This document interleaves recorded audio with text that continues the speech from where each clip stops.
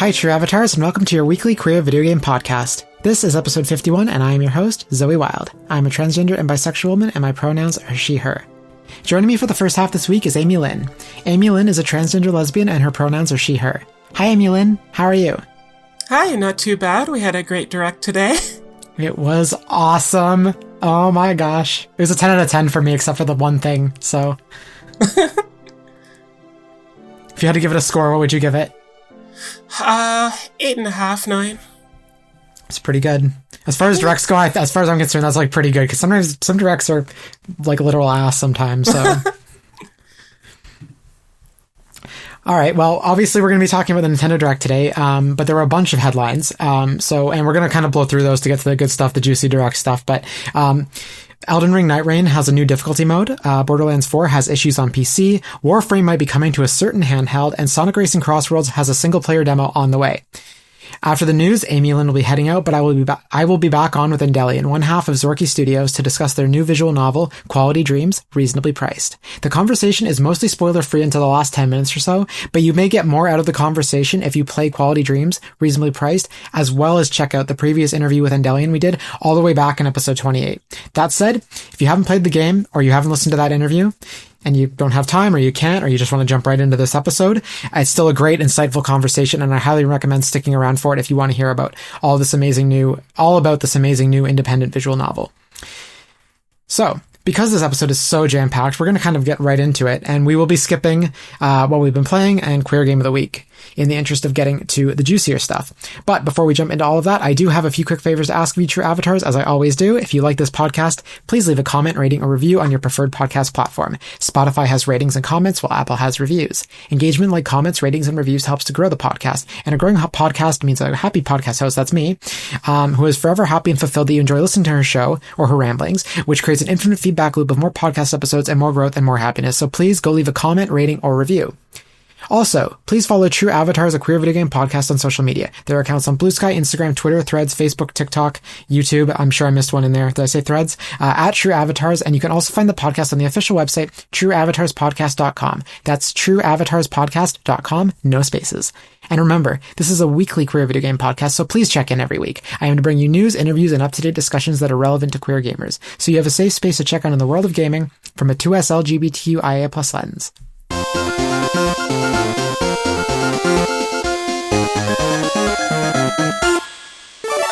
All right, Amy-Lynn, let's just get right into the news. This first headline might excite you quite a bit because I know you've been playing the other demo, but Sonic Racing Crossworlds is getting another demo.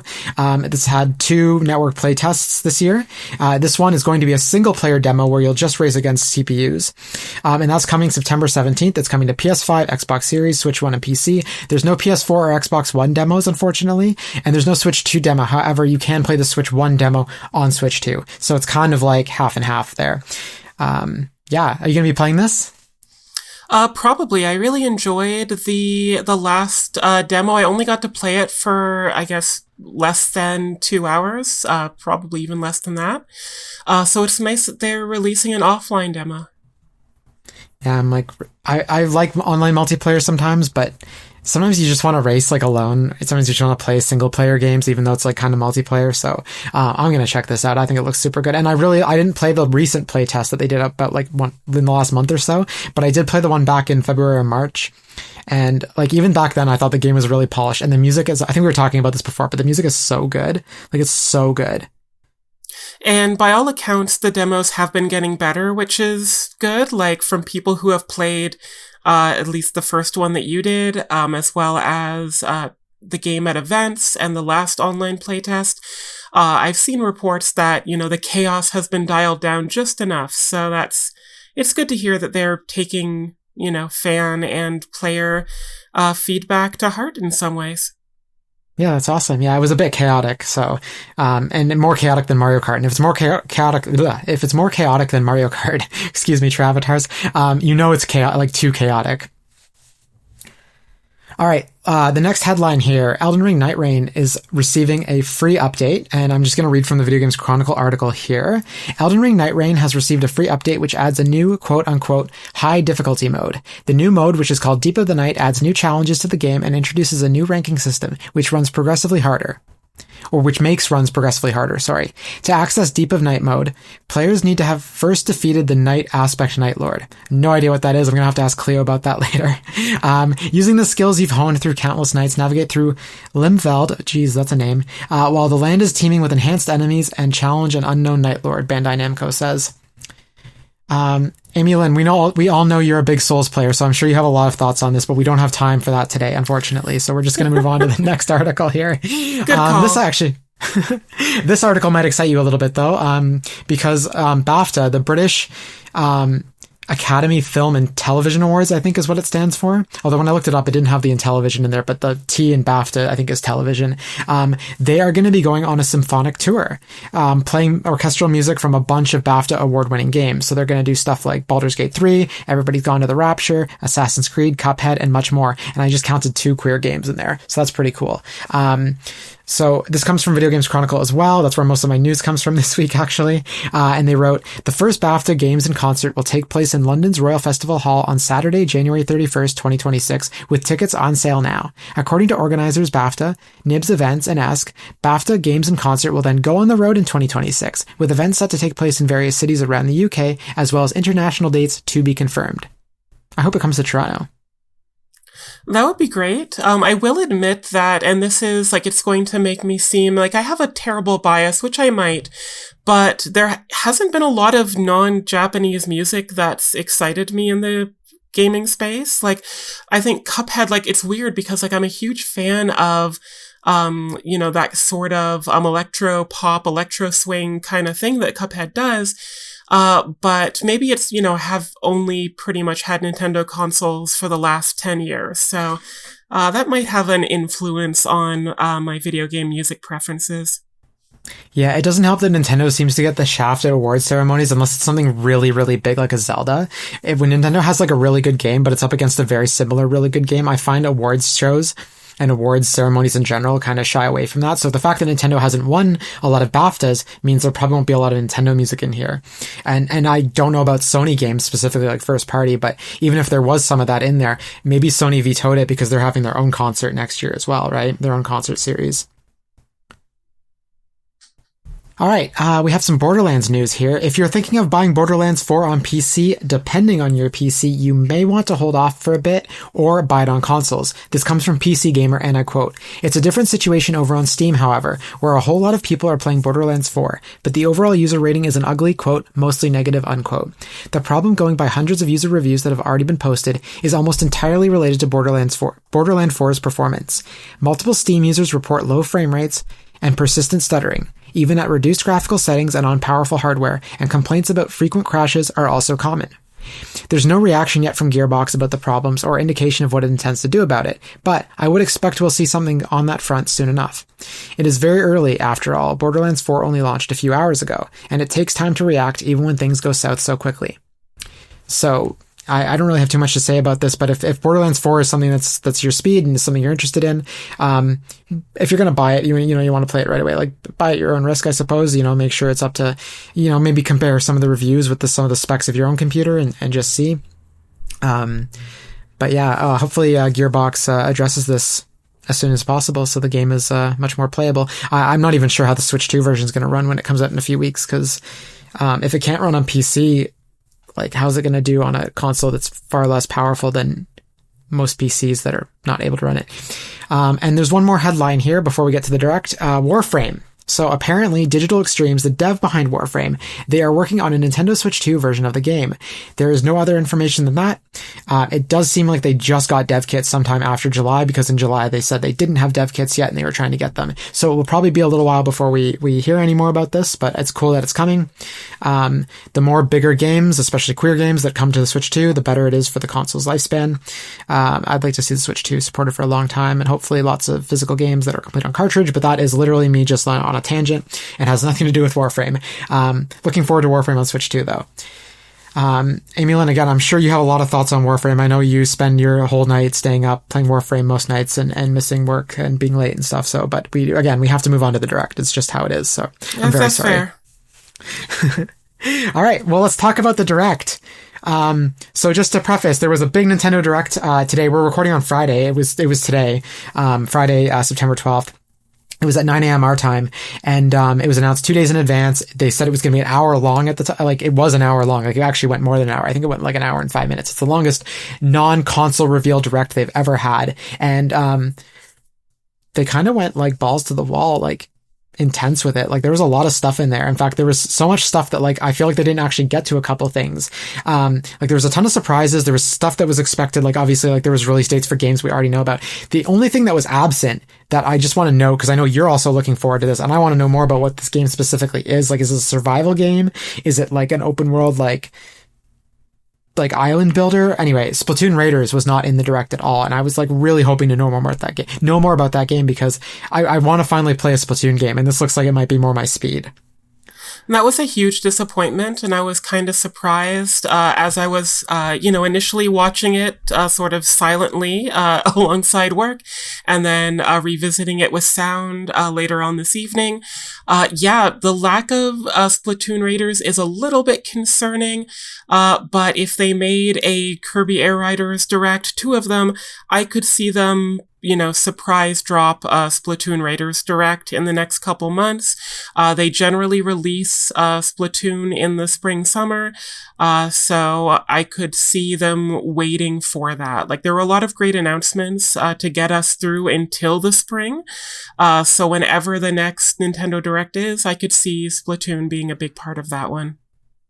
Yeah, the only thing I was thinking though is like, the spring is already so loaded. Like, there were a ton of games where they're just like, yeah, this is coming in the spring. Yeah, this is coming. Like, I think the Mario Switch 2 edition is coming in the spring. Like, the Mario Wonder Switch 2 edition is coming in the spring. Is there anything for July, though? No, it could come in July. I just think it's really weird for them to announce a game, like, so randomly back in June with no information about it. Just kind of give us this 5-minute, like, teaser trailer and then just, like, not release the game for a whole year. Like, why did you tell us about this game at all? Like, it must have something to do with the Japanese market where the game is much more popular. Maybe they just wanted fans to know, like, don't worry, like, we're not supporting Splatoon 3 anymore, but we've got another Splatoon spin-off in the works. Like, I don't know, like, why they would, but, no, nothing is actually dated for July, but there's just so many games I saw that were, like, spring 2026. But let's jump into like the stuff they did announce. So, right off the bat, there was like Mario's 40th anniversary. They announced a bunch of stuff. I mentioned Mario Wonder. There's Super Mario 1+2 Galaxy coming, or Galaxy 1+2 coming to Switch, which is actually severely overpriced in my opinion. The reason that's coming is because they announced the Mario movie 2 is not going to be called Super Mario World as was originally reported on NBC Universal's website of all places. It's actually going to be called Super Mario Galaxy. Weirdly, it's going to be called the Super Mario Galaxy movie. And we didn't see much. What's weird about the Mario World sort of rumors and everything, the trailer begins with the Mario World theme. Right? Like for most of the trailer, it is the Mario World theme, which if those of you who have played the Super Mario World game, 98% of the songs in that game are the same melody. And so it's very iconic to that game. And, you have Monty Mole, which appears in that first level of Super Mario World. Cheep Cheeps are in most games, and then the camera just pans up and you see Super Mario Galaxy, but without the "You Are Mr. Gay" stars. I saw someone Photoshop that though. As one should. It's an important part of our internet history. Yeah. I'm excited for it though. Maybe part of it's going to be, obviously, like the Yoshi tease was like so very far away. Like it was literally in the sewers where we saw the Yoshi egg in the last movie. So like physically speaking, they have to get from the sewers to Brooklyn, like overworld, to Mushroom Kingdom, and then to space. So it's possible that it's like a journey that ends in the galaxy, but I don't know. Maybe the world part of it is just like Earth is one world, and then there's anyway. But then, so they announced a bunch of stuff, like for the Mario Direct. They announced actually the Mario Galaxy, like, storybook that Rosalina reads to the Lumas. That's actually going to get a physical release, which I think is so cool. That book makes me cry. It's such a sweet story. But then they finished off the Mario 40th anniversary presentation with a new Yoshi game. And we debated this on Discord earlier. We were talking about, like, should we talk about Yoshi? Well, my theory is that Yoshi's trans. We know Birdo is trans. And Yoshi's kind of like, it's like almost they swapped places, because they both lay eggs, but like Yoshi's a boy and boys generally, like boy lizards, boy dinosaurs don't lay eggs. So like, my headcanon is that Yoshi's trans. So I was like, if Yoshi's trans, then Yoshi qualifies. And I think you agree with this. It's like Yoshi qualifies to be part of this podcast. And at the very least, Yoshi seems to be parthenogenic. So a group of like a population where there is no males and they just clone themselves. But for the most part, Yoshi does use male pronouns when it has come up. The Yoshi in the animated series was a boy. But yeah, Yoshi lays eggs, so there's a cloaca down there. And Birdo doesn't lay eggs, Birdo spits eggs, so I don't know what's going on with her. So the anatomy of these creatures is weird. Yoshi has that little shell that now can exist as a saddle using non-Marios. Like, you got the little flower riding it in the new game, which is very cute. So I would say, yeah, Yoshi, it's queer in the same way nature is queer. That's fair. I mean, as far as I'm concerned, that completely qualifies. But the game itself, it starts off kind of like it gives you there's like a Pokédex in this game. It looks like Yoshi's Crafted World, like a very aesthetically similar, not as Woolly Worldy. It's more Crafted World, at least in the way Yoshi's designed. The world itself actually looks more classic Yoshi's Island. And actually the logo specifically, it looks like that classic Yoshi logo from the 90s, which I liked. But the game itself is like, you're kind of going around this 2D side-scrolling world and you're meeting creatures, plants, and you're basically like documenting them in this book. And it's basically a Pokédex. To be honest, the trailer didn't call to me that much. I like Yoshi, I like Yoshi's games, but this trailer didn't tell me why I should be playing this game. What's really cool about the art style that's been on display so far is that it does seem to be very much a melding of sort of all four of, what you might call the core Yoshi games of Yoshi's Island, Yoshi's Story, Yoshi's Woolly World, and Yoshi's Crafted World. I think that there's elements of all of them, like the general aesthetic of pencil crayons does look like Yoshi's Island. You have a storybook and kind of a 2D folding thing going on with some of the backgrounds, which is very Yoshi's Island. And then it is that sort of very true 2D, 3D, or 3D, 2D, whatever, that the two more modern Yoshi games have utilized. I wish it kind of went further into that storybook aesthetic. Like at the very beginning, that book sort of shows what the storybook looks like. I kind of wish they would go, almost Vanillaware, which is a company, like full illustration, and they go pretty far. But Yoshi's Island is one of my favorite games growing up. I think it is just phenomenal, like level design, gameplay feel with the throwing of the eggs, the angles, and no game has really come close in my opinion.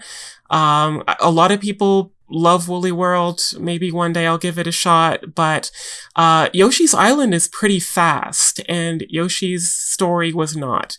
So I'll need to see a full level playthrough. The only real sort of quick gameplay we saw was clearly a mini game of like a surfing kind of thing. So we'll see. It's annoying because I get that Yoshi, kind of like Kirby, let's make it for kids. It's bright and cute and fun, but there is some really cool potential gameplay wise that I hope that they get back to some degree. I agree.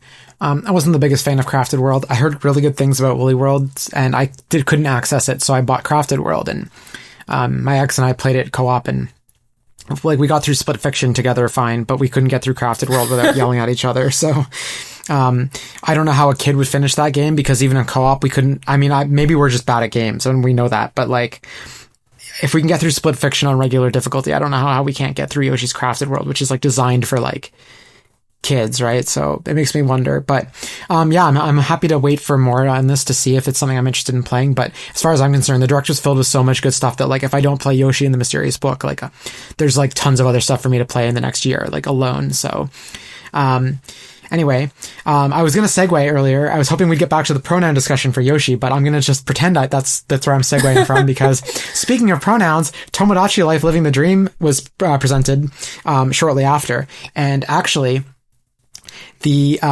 narrator, like the commentator, the voiceover, whatever you want to call this person speaking, the trailer voice, they actually use non-binary pronouns for a character in the trailer, which I thought was really cool. I was like, that's really forward thinking of Nintendo. I mean, like, as Nintendo, I expected like this very femme looking like me to just be called she.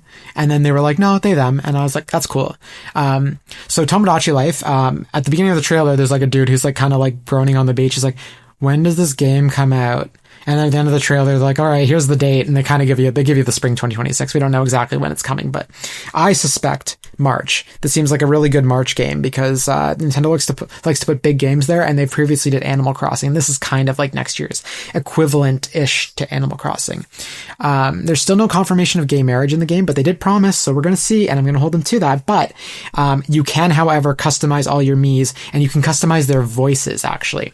So I was just pulling up a screenshot here, but like you can do a simple customization for the voices, but you can actually change the speed, pitch, depth, delivery, and tone. There's like sliders for everything but tone, and then tone has 1, 2, 3, 4, 5, 6. And I don't know for sure, but I have this feeling that you could make trans voices through this. I feel like you could make women sound deep and you can make men sound high pitched, which I think is really, really cool. I will definitely be making a clocky ass, trans woman for myself, because that's how I be. I did the same thing in Cyberpunk back years ago when I first started to play it. I was like, I'm going to make her clocky as hell. But yeah, how are we feeling on Tomodachi Life, Amy? I feel like, just as far as your concerns, hopes, I think gay marriage is going to be in there. I think pronouns are going to be, at least, he, she, they, as far as options. But I don't think Nintendo is going to make a big deal about it. I don't think they're 100%. Going to, I don't think they're going to announce it. I think it's just going to be like, oh yeah, you can have any marriage, and they'll have like, I don't think they'll have like Miyamoto marry Koizumi or anything, but like, I do think that there will be, they'll make it silly in some ways that isn't offensive silly, but still very playful, which very much is in line with the game. I never played the original, but I have friends who adored it. I was a little bit turned off in the same way that I'm turned off by The Sims, in the sense of like, oh, why can't I control my character? Right. So it's, it's kind of more like an ant farm than a game, I suppose. Although I did like SimAnt as a child, so I might give it a shot. I can make Miis of all my comic characters or something, and do something with that.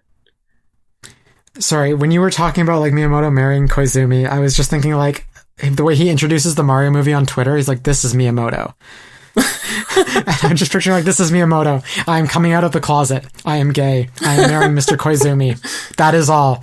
The wedding is in spring 2026. Look forward to a Nintendo Direct for more information. That would maybe be the most tuned in Nintendo Direct of all time. Yeah, I would be there for that. That'd be great. But it wouldn't even be the wedding live streamed in the Direct. It'd be an announcement of like what the wedding's going to be. Yeah, and casting with black and white photos of the wedding party. Oh my gosh, I can't believe they just used the same pictures for the cast they used 3 years ago for the Mario movie cast. They didn't reveal anyone new. They're like, here's everyone who's returning, and here's the same pictures, the same headshots. Like, they were like, and Chris Pratt is back. And I was like, wow, they're really trotting out Chris Pratt's reveal again. Like, but they're in color now. That's true. They were in color. But they were in color. That's big for Nintendo. They got the Switch 2 now. They're in, not black and white anymore. It's Game Boy Color, so there's like 12 additional colors compared to the 4. Yes. But they have to make sure that the sprites for each actor are only 4 different shades. You can have 2 colors and black and white. You can't go past that, or it goes beyond the specs of the console. Yeah, this ain't no Shovel Knight. All right, so there are lots of other games announced. So we have Final Fantasy VII Remake finally got a release date on Switch 2. It's coming January 22nd, which surprised me a little bit because I thought it'd be before the holidays. But if I think about it, I think every time the game has come out, honestly, I think they always put this game out in the first quarter, no matter what. If it's a port or a remaster or like a new release, it's always before the end of March, between January and March that they release these games. However, they didn't say this in the Direct, but on Twitter, they said that the rest of the trilogy is coming to all consoles, PS5, Xbox Series, PC, and Nintendo Switch 2. That includes the third game, We don't know if they're going to be coming at launch or if it's still going to be a timed PlayStation exclusive, but we do know that Rebirth is coming to Switch 2, and whatever they call Part 3 will be coming to Switch 2 at some point, as well as PC and Xbox Series. So, I mean, I personally will probably still be playing them on PlayStation because they will run best there, and it feels like a PlayStation game to me, but the fact that these games are finally coming to Nintendo consoles like 30 years after the fact is really cool. It is. Like, I don't know if I will get into it. It was one of those things where I came so close to buying Final Fantasy VII, the original PC release, back when EB Games was still, I mean, it's back now, but back when it was still a thing. So maybe even prior to the Dreamcast era, just because of how sort of hyped it was. But, you know, it's one of those games that's in the zeitgeist so much that I know so much about it despite never playing it and probably never controlling Cloud aside from maybe once in Smash Bros. But as you said, I think it's amazing that more people get a chance to play this really like critically acclaimed and, you know, beautiful game. Like I've seen, Devona streamed it. So I've seen a few of their, playthroughs of it or a few of their sessions. And it seems like a great series. Yeah, I always thought it was a little overhyped and a little unapproachable. Growing up, my friends always talked about Final Fantasy, like all the games, and I was just kind of like, yeah, I guess it looks okay. And then when we were in Japan, my ex and I, we kept seeing PlayStation, Final Fantasy stuff show up in the ads because Rebirth had just come out there. Like, it was like a few weeks after it launched. So there was like, you could get Cloud and Sephiroth on a credit card. There was like a pop-up shop that had all kinds of merch. I got a picture with the Buster Sword and the bench and a chocobo cutout. Like, I thought it was really cool, but I didn't really know what I was looking at. I was taking the pictures for like to show my friends back home. But you mentioned like more people get to play this, and you're mentioning like it's such a classic. Like, as someone who finally dipped her toe in last year, and I played through Remake and Rebirth pretty much like straight through. I think these are games you would actually like. I mean, the RPG elements take a little bit of getting used to, as they normally do, but I think this is a series you would probably enjoy. Actually, is there an easy mode? Yes, there is. Yep. Oh, excellent. And in fact, I love those. I think there's even like a mow down all your enemies mode. There might be like, my friend was telling me that there's something even easier than easy mode. I like to call those story modes. Yeah. I've started on easy mode, and actually I found it way too easy. So I actually bumped it up to normal mode, and you can't go past normal mode for your first playthrough. You have to unlock hard mode, which I think is kind of ridiculous if you want to just play hard mode from the outset. But I did find normal to be pretty forgiving for the most part. There was a couple times you get stuck, but like, if you want to play, anyway, I say start on easy mode like I did, and if you get 5 hours in and you're like, you want a little more challenge, bump that difficulty up to normal and just have fun with it. Cause like, you're there for the gameplay. Like the real-time combat is going to make you wish Pokemon had this. Like, you're going to play Legends ZA and go, wow, I wish you could control the Pokemon. Mm-hmm. But then you're just staying for the story, and it's so queer-coded. And like, there's queer elements to it anyway, but like Sephiroth and Tifa and Aerith, like, they're all kind of queer-coded, like Tifa and Aerith's friendship. Cloud cross-dresses. There's a chaser in the game, too, of all things. Anyway, I think you'll like it. This isn't even me preaching. Like, if you get a chance to play it for a decent price, I highly recommend going into it on whatever console or platform you can, because I think there's a reason it's a classic. I say 30 years after I'm discovering gold for the first time. Oh, I would say Rebirth is a new game. That's fair. All right, but we've talked about Final Fantasy enough.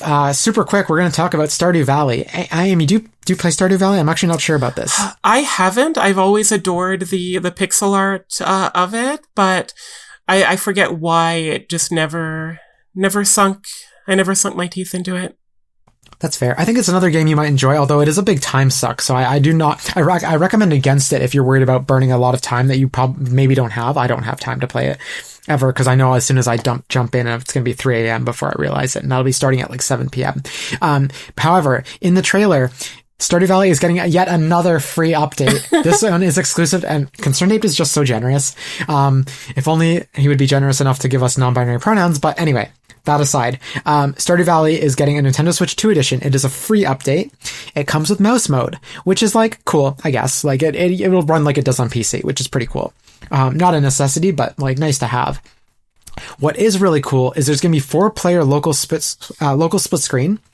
And you can also do game share remotely, and only one person needs to own the game. So you can have 3 friends join you on your farm and with 1 copy of the game through Nintendo Switch 2's game share feature, which is like pretty much the only time I can see the game share feature being actually worth it as a selling point for something. So yeah, I mean, I guess you could like come over and try my copy at some point and give it a little taste and see if you want to become addicted like me. I'm really impressed with all that this developer is adding and all the effort that's going into it. Like, you know, definitely since launch, but, you know, this is like from what you've described and what the Direct described, like it's a significant, you know, addition, like not maybe content wise, but feature wise for sure. Yeah, it's just, yeah, like I said, it's very generous. Okay, let's move on to Hades 2. So Hades 2 finally has a release date. I'm not going to talk too much about this because it's not a game that's not too much my cup of tea, although the animated trailer they showed for this game made me really want to play it because it was just a buttery, beautiful, gorgeous, action-packed, cinematic, like, animated trailer.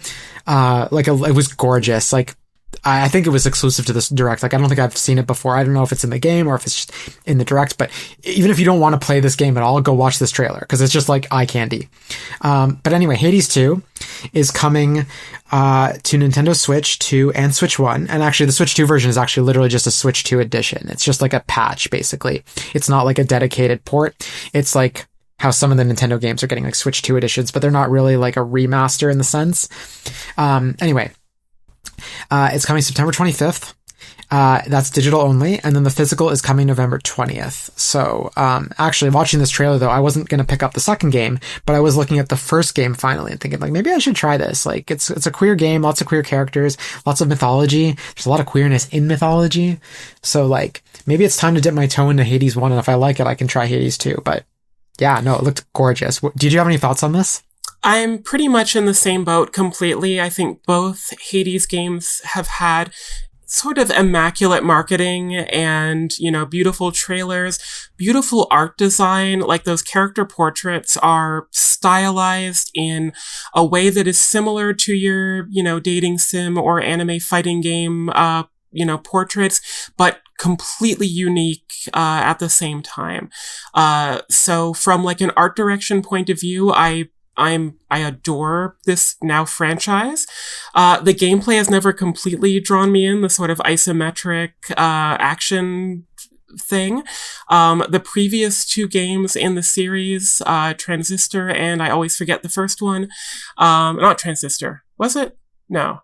That sounds the first familiar. 2 games. Yeah, the first 2 games. The one with the white hair thing and the big sword thing. It's been a long time, but I tried to play both of them and none of them really jumped out at me. I know Hades is a bit faster. The roguelike thing is also a bit of a turnoff. But I might give it a try, especially like Hades 2 or Hades the original, I'm sure will appear in a sale at some point in the future. Or I'll watch a lot of screenshots. I've had a lot of offers to try it at various people's homes. So I'll maybe give it a shot at some point, but beautiful game. Love it despite never playing it and not having a super imperative to play it right now. Completely valid. All right. We do have to move on though, because we're going to talk super quickly. We're going to talk about Kirby Air Riders because they announced some amiibo. They didn't really announce new content for the game. They didn't like show off any new gameplay or footage or anything, but they said like there's going to be Kirby amiibos coming and they like you can swap out the base, which is the cart, with the character, which is super cool. But also they announced that basically Sakurai is going to have another direct showcase presentation at some point. I don't think they gave a date for that though, did they? No. It was just another one's coming with series director Masahiro Sakurai, which it's interesting. He's one of the few, like, you know, it's like Miyamoto and Kojima, like, he is someone who is a name in, especially the Japanese industry. So I'm excited for it. The amiibos are super cute. I think the amiibo sort of form factor and size is great for a collectible. I wish that these wouldn't probably be $60 each once they're $55. They just confirmed they're $55. I just randomly guessed. Yeah, it's too expensive for me. But if they were cheaper, I would have for sure. Yeah, like if they had like little wheels and they could roll around, I think maybe I would be more tempted. Or if they like had magnets and they actually hovered, that would be like fantastic. And I think definitely worth the $60. But as just figures, it's like ever so slightly too high. Considering, like, I think when they launched, I know inflation and the world has changed, but when Amiibos launched, I think they were, $15, $20 or something like that? They were $15, yeah. Like, I remember, on a whim getting the Villager on launch day and being like, oh, cool, an Amiibo. And then, like, a day later, it's like, Villager, most sought after Amiibo, all Amiibos, completely impossible to find everywhere. And there was Amiibo scalping. And I'm not sure if this reality of Amiibos just tripling in price is better or worse than the scalping nonsense. But, yeah. I'll see how much I really want a Bandana Waddle Dee figure. Well, none have been announced. Oh yeah, I guess no, they didn't announce Bandana Waddle Dee. I expected Meta Knight and DDD first, but let's move on to Hyrule Warriors Age of Imprisonment, though, because we finally have a release date. I don't know why they couldn't have put this release date in the July Direct, but it's coming November 6th, so which is actually really soon. I knew there was going to be a game on that week. A lot of people online were telling me I was wrong, that I was losing my mind, that Nintendo would not leave a game this to last minute like this, but they, Mario Galaxy 1 and 2 are coming out in like 3 weeks, so like, what do I know, right? But anyway, Hyrule Warriors Age of Imprisonment, the release date is cool, but what's even cooler is some of the stuff they showed off in this. So there's a Korok that's playable. He's like a cowboy Korok not seed, but like Korok, which is really cute. You can use Zonai devices kind of as weapons. It looks kind of silly. It looks very basic. Like, you can hold the fan up and blow people around. It's like, okay, cool, I guess, right? It's got to be in there because it's a Tears of the Kingdom based Hyrule Warriors game. However, something they didn't really show off in the trailer too heavily, but it's on the box art, is that Link is in the game as a Zonai robot. He's like hooded, and you can tell it's supposed to be Link, but it's not really officially Link. I think it's supposed to be like Link in spirit, which I think is super cool. Of course, you have to have Link in the game. You can't just nod. He's like the main character, right? It says his name on the box art, The Legend of Zelda. They also announced like you can team up with other characters and do sync strikes, and then your sync strike depends, like your attack or your boost depends on which characters you team up with. There's also going to be split screen co-op, and not only just split screen co-op, but you can also split screen co-op between the Switch 1 and the Switch 2. So the other person on Switch 1 does not have to own the game, but like me and another person, if the other person has the Switch 1, we can play the game together, which is really cool, actually, considering I didn't think the game could run at all on the Switch 1. So, I don't think it's getting a Switch 1 release at all. It's just, it has the co-op element there for split screen. And I guess it's technically not split screen if it's two different Switches, but you get what I'm saying here. Yeah. I spent almost as much time in the original Age of, or Hyrule Warriors. What was the original? Age of Calamity? Age of Calamity, yeah. Yeah, I spent almost as much time in that one as I did, like, the main campaign of Breath of the Wild. I have never really been super attracted to Musou games, but I am one of Musou-sexual. Sorry. I'm one of the people who does love Zelda for its story and world. So, like, I could take a Zelda game without puzzles, like, whatever. Like, I would take a Zelda dating sim. I would take a Zelda farming simulator. So, despite like the unfamiliar gameplay, I did love that game. I love spending more time with Mipha and Sidon, and all of the other characters, some birds, some Koroks, and some humans too. It was just fantastic. My one big, I guess, disappointment with what we've seen so far is that the original, I forget what they were called, sages, they still have their stupid helmets on. I think that's so silly. Like, if it's a flashback game, they don't have to be mysterious. Like, just take the big stone helmets off. It's annoying. That's fair. Okay, we can't talk too much about Hyrule Warriors because I'm gonna become a debate bro here about the Pokédew Valley game they announced. So Pokemon is making a new spin-off. It looks single player, although there's probably multiplayer elements to it. But it has been confirmed multiplayer, 1 to 4. Oh, is it? Okay. But basically Pokemon is making, and Game Freak specifically is making with Koei Tecmo, the two developers that are working on this. It just blows my mind how bad this game looks.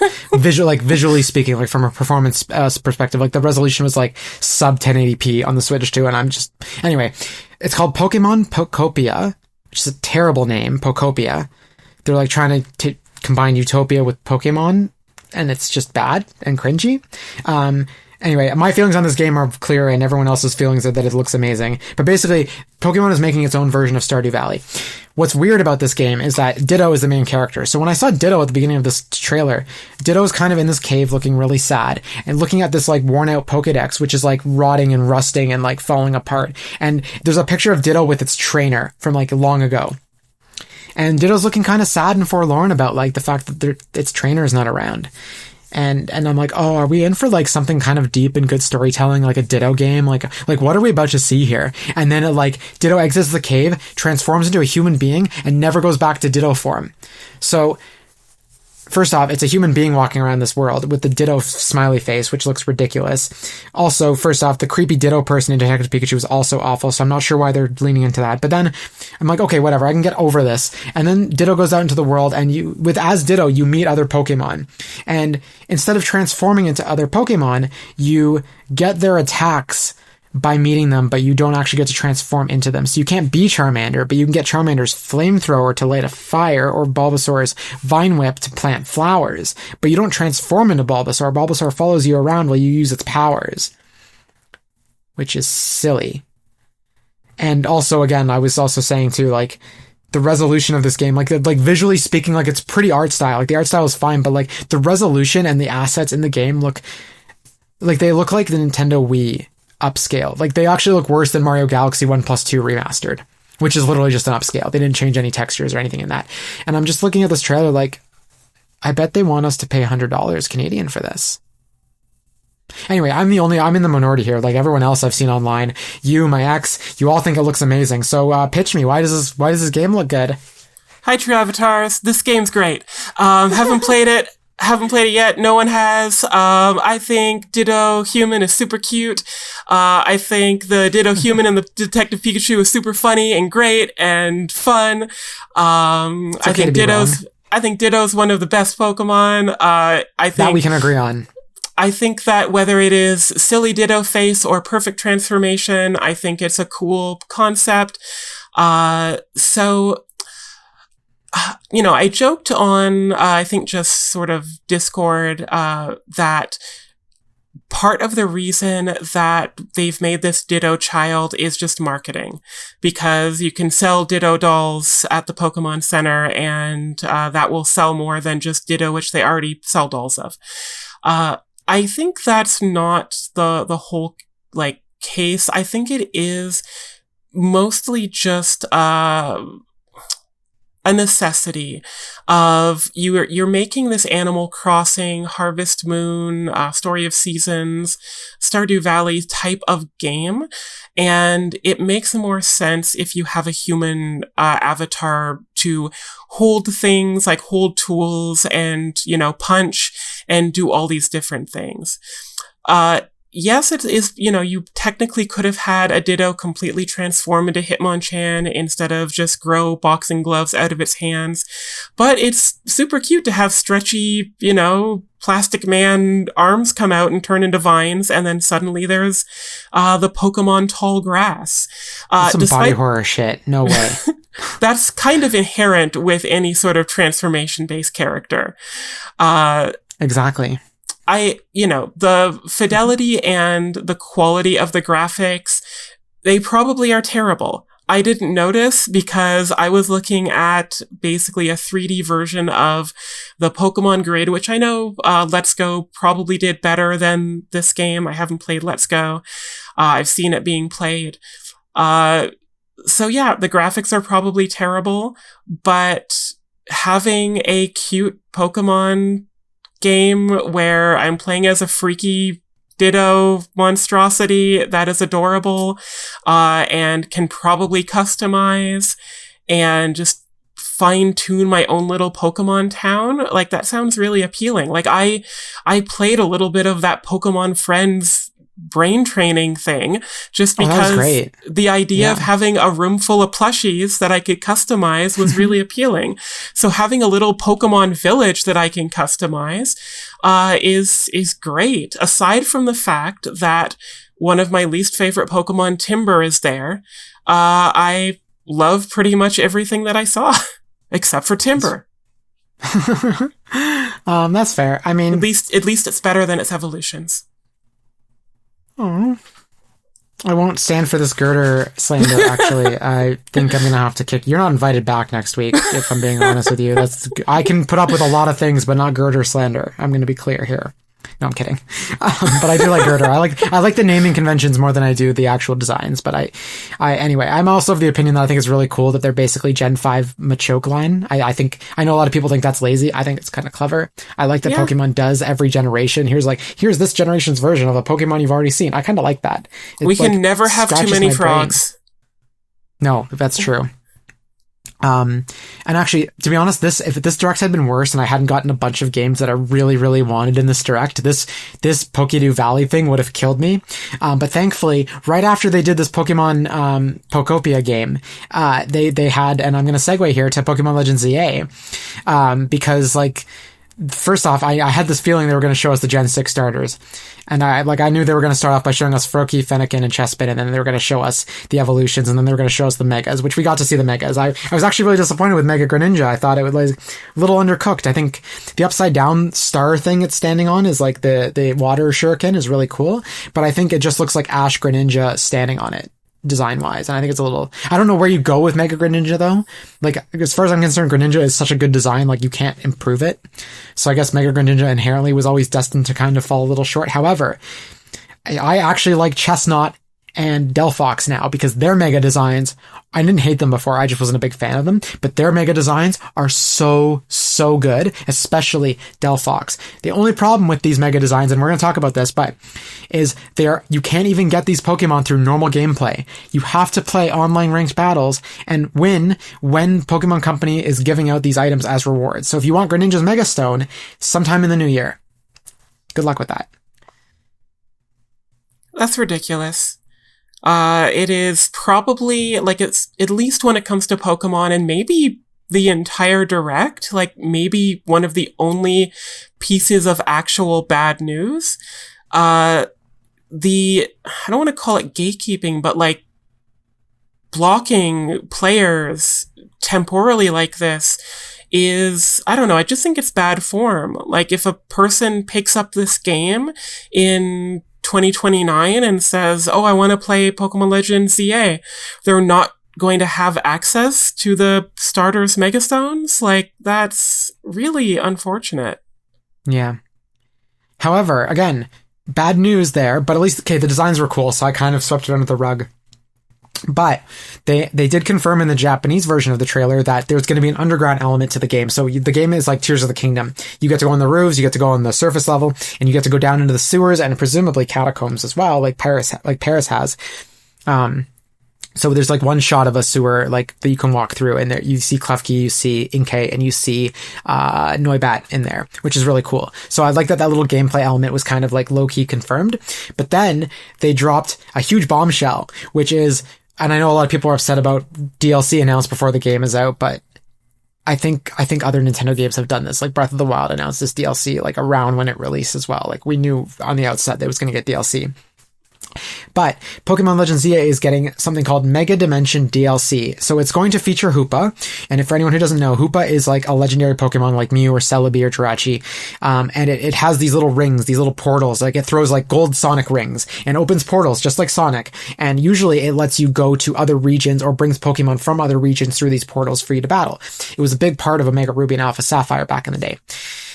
So this trailer showed Mega Hoopa introducing through these portals two new Mega Evolutions. So you got Mega Raichu X and Mega Raichu Y. And what I love about these designs is it incorporates Pichu, Pikachu, and the scrapped Gorachu designs all in it. And plus, there's also some little bit of hints in Mega Raichu Y from a Alolan Raichu. So I think these are really good designs. And they're not just X and Y themed, like they're not just like quote unquote version exclusives, but Mega Raichu X is actually X-shaped in a sense in its design, and Mega Raichu Y is Y-shaped, just like Xerneas and Yveltal were back in X and Y, which I think is really cool. Did you like these designs? What were your thoughts on these Megas? I love them. I think they're so cool.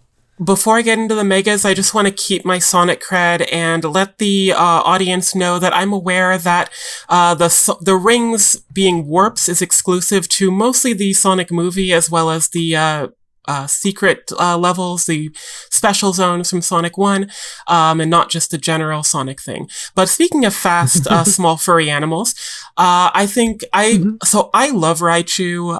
Raichu is my favorite of the line, design-wise. That's a weird way to say Pichu, but okay. So I am really happy that Raichu is getting even more attention. Like it has a Alolan form and now two Megas. I think it's cool that Raichu is joining the ranks of Mewtwo and Charizard as being celebrated as much as its earlier form that gets thousands of times the amount of love. I think the designs are pretty great. It's really cool to see elements of Gorochu, kind of like how Clodsire has elements of the prototype Quagsire and Wooper designs. For anyone who doesn't know, I'm just going to jump in super quick and explain. I should have explained this earlier. Gorochu is the scrapped evolution for Raichu. Back before, in Gen 1, before Pichu existed, it was going to be Pikachu, Raichu, and then evolve into Gorochu. Anyway, sorry, please continue. Yeah. So I like the fact that they're revisiting these things to some degree without just saying, oh, fine, here's Gorochu, right? Like it's a lot more thoughtful. It's a little slightly tongue-in-cheek. As you mentioned, I love the little nods to Alolan Raichu as well. The color schemes, like I think it's Mega Raichu X kind of has more of a Pikachu color going on, or I think maybe Shiny Raichu. I forget what color that actually is, but it's the colors are great. They both just feel like Raichu. They're cute and kind of punky. They're fantastic. I'm really curious about this Mega Dimension thing though. Yeah, so apparently it's so there's a couple things I noticed. First off, it's set in an alternate dimension, Lumiose City, but another dimension. So I think they're going to use the same map. But my theory is that this is how they're going to explain Rayquaza, because like there's a bunch of Mega Pokemon that makes no sense to be in Lumiose City, like a lot of the Hoenn Pokemon. There's also Groudon and Kyogre have primal forms, which are essentially Mega Evolution as well. So I think this is how you get some of those other region Mega Pokemon, and maybe some new ones as well, to appear in the city, and maybe just more Pokemon in general. Because it would really make zero sense for Rayquaza to kind of show up in Zygarde's turf, because they both play the same they have the same purpose in their respective regions. The other thing I wanted to note, and we can come back to that story aspect we had just talked about, but I just wanted to say here really quick before I forget that there's no release date on the DLC. There's a clothing part that if you pre-order now, you get it on release day of the actual main story game, like the main game. But it does say if you pre-order before February 28th, you get another pre-order bonus. So I think this game is I think they're gonna drop this on Pokemon Day next year. Or like they're going to announce the date and it's going to be like a week after. Like they'll be like, it comes out a week from today. So I don't think that we're going to be waiting too long for this. Anyway, please. Weird question. Were the Mega Raichus weren't part of any of those leaks, were they? No. If we're going to, so for the leaks, what I've been reading, and again, I can't verify any of this because this is all hearsay through people who supposedly have access to the build, but supposedly this game was supposed to release last year and the DLC was supposed to release this spring, like spring 2025. The reason the game got delayed, supposedly, again, allegedly, is that the Switch 2 got delayed to this year. So the game had to be delayed as well. So the leakers only got access to the base game, an unfinished version of the base game. We know from the leaks, some discussions about the leaks that were found in the leaks that there's a Mega Pokemon, I'm not going to say what it is. There's a Mega Pokemon that didn't make the main game that people thought was going to be in there.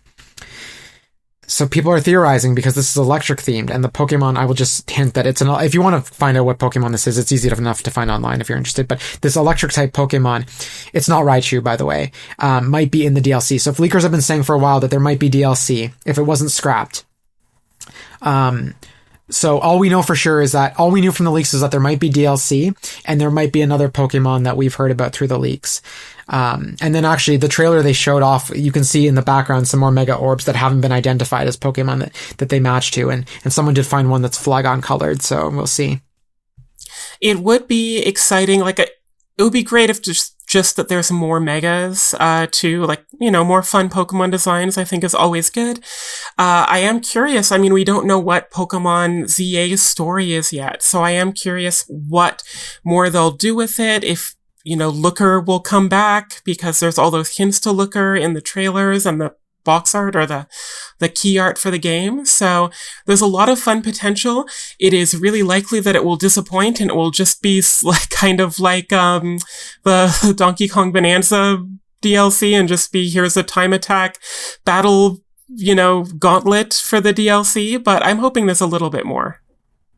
Yeah, Pokemon is kind of weird where they kind of give us a little bit of both. They give us a little bit of story and a little bit of competitive multiplayer or just fun things to do kind of thing. But as long as we get new megas out of it, I kind of don't care too much. But yeah, I think I don't know. I thought it just as soon as I saw a Mega Raichu X and Y, and Hoopa, by the way, I also really like Hoopa and the portal concepts. If they wanted to, the rings could take us to other regions, not the whole region, but you could be oh, you want to fight Rayquaza? Here's a portal to the top of the spear pillar, and we get to see that in 4K. That would be really cool if they did that. Don't know if they will. Doubt they will. Doesn't sound like Game Freak's MO. But I think there should be a 1 in 1,000 chance of going to Why Not Island. Oh yeah, Mirage Island. Oh my gosh, that'd be so cool. Those odds are high though. You're gonna have to lower those odds to 1 in 1 billion or something like that. But that is all the time we have. So Amy-Lynn, thank you for joining me. Where can people find you? If you search True Avatars followers, you can find Amethyst Lilac. There's one more Y than you're expecting if you spell those words normally, and that's the easiest way to find me. All right, well, thank you so much for joining me. And after this short musical interlude, I'll be back on with Endellion of Zorkie Studios, along with Ekamy and Lloyd Lloydster, to talk about Zorkie Studios' new game, Quality Dreams, Reasonably Priced.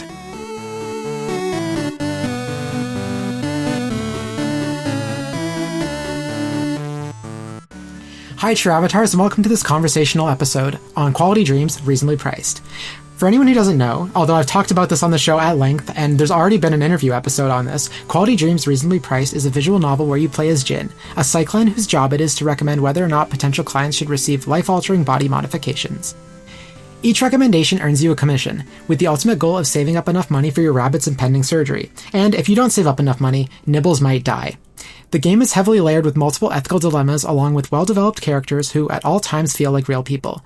If you told me this was a message board and I was conversing with real humans, I might actually believe you. So, that's the introduction for the game, and I'm sure we're going to discuss much more, but I would like to welcome back Endellion, or Endy for short, one half of the Zorkie Studios dev team, pronouns they, them. Hi, Endy. How are you? Welcome back. Hey, I'm doing well. Thank you so much for having me back. Yeah, I've been looking forward to this all summer. So this is the pièce de résistance on a whole summer of interview episodes and conversation episodes we've done. So, but before we get into all the discussion here, I also want to introduce. Normally, when I do an interview or a conversational episode, it's just me and the guest. But today, I actually have two of my other regulars here with me. Joining Endy and I are Ekamy, pronouns she, her, and Lloyd, pronouns he, him, who also played the game early with me. Looking forward to the interview. Hello. Thank you for having me.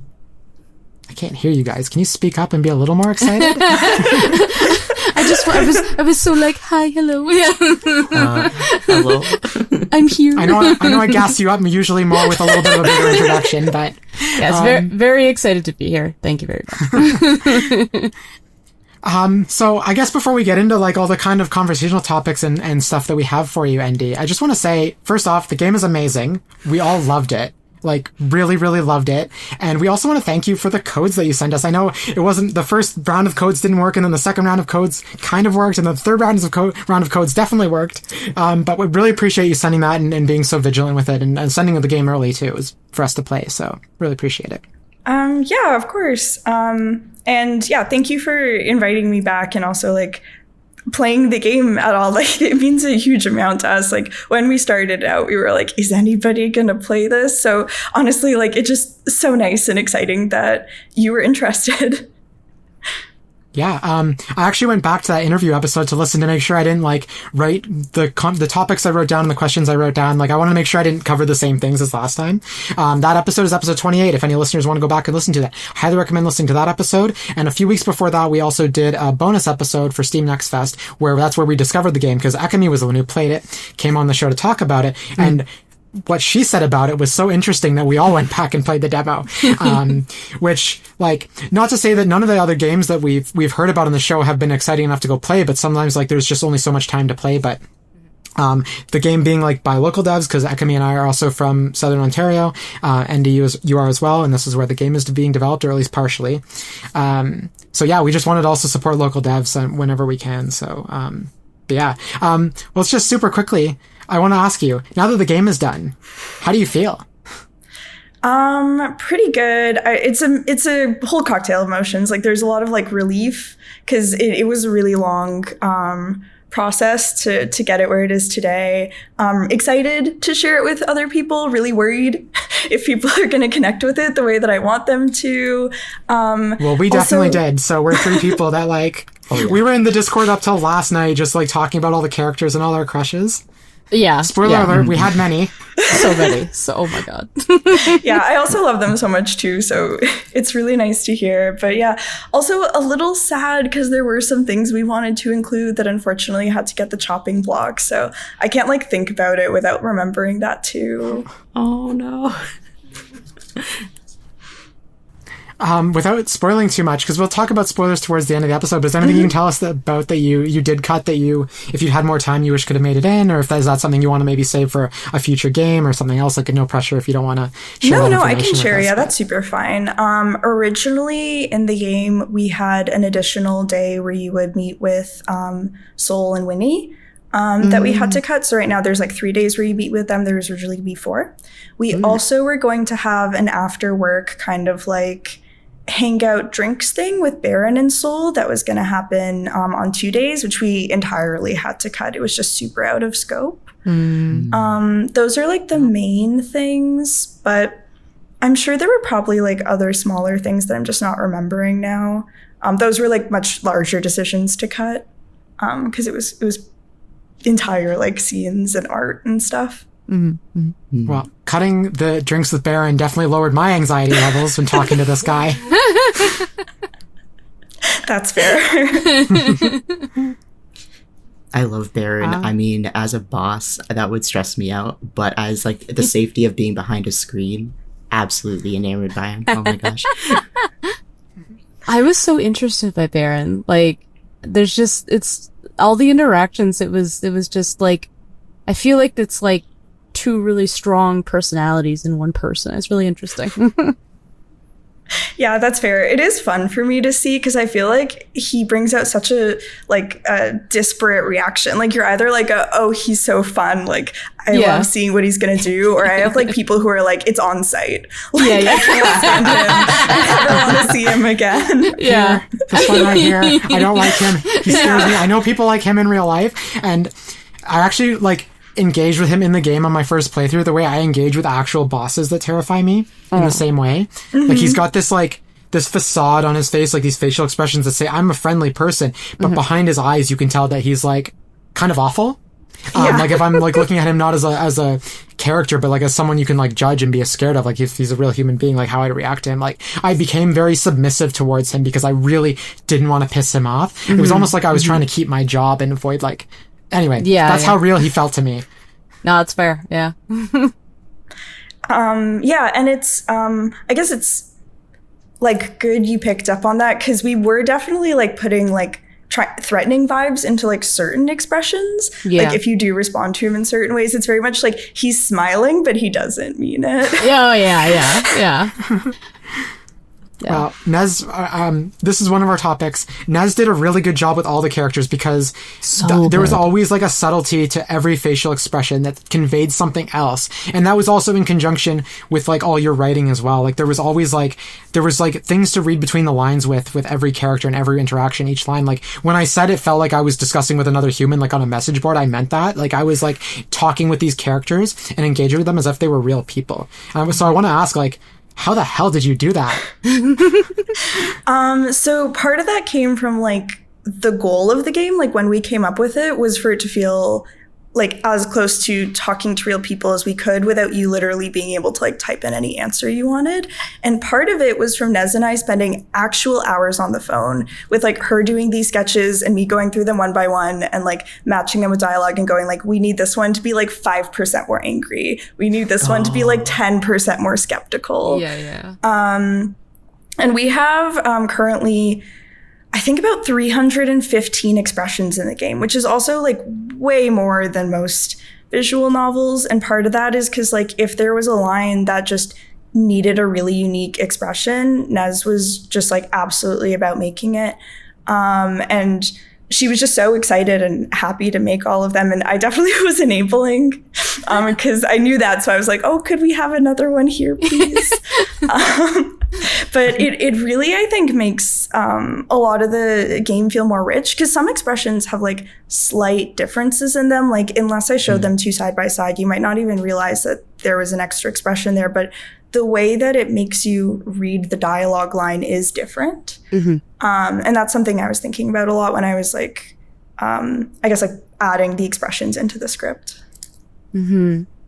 Yeah, we were, when we were when myself, Zoe, and Lloyd were in a little Discord chat when we were chatting about the game, we had shared some screenshots of a character, and like specifically because we were like, oh my god, I love this expression. And actually, Lloyd and I took a screenshot of the same scene, but with slightly different facial expressions. So it was cool to see that slight variation, right? And I just remember like that one shot, I was like, wow, it's just like, it was in the eyes that I feel like I'd feel a lot more of the emotion. It was really cool. I loved it. And yeah, we talk about that also, like how characters express themselves. And so some characters are like a lot more expressive with their eyes and some are a lot more expressive with their mouths. And like we really went into it to try and make them feel like as rich as we could. And like just hearing you talk about like the technicality behind it all, I believe you. There's 315 expressions. Yeah, and it was the same scene we were talking about, and each of our screenshots was within moments of each other. And this character was happy, had a smile in each moment, but they were different. There's like inquisitiveness in one. There was, it was wonderful. And I'm just realizing this now that these characters had so much soul for a game that doesn't have like voice acting. So like they're so like grounded in space. They have their own identities. They have their own emotions. Sometimes in storytelling, all characters can kind of like have like the same kind of vibe or the same basket of personality traits, but I really felt like each one of these like was really independent, like their own like spirit. So yeah. Thank you. Yeah, that was also another goal. So it's really nice to hear that like it came through.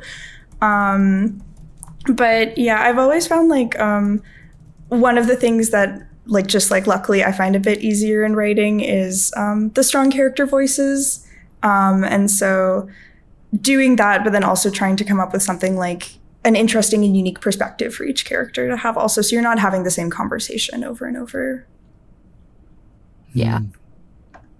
On that topic too, did you, maybe this is like a difficult question to answer, but like, did you have like a favorite character that you wrote for? Or maybe like top two? Yeah, this was really hard. I've thought about it a bit. 'Cause a lot of them also like I wrote quite some time ago.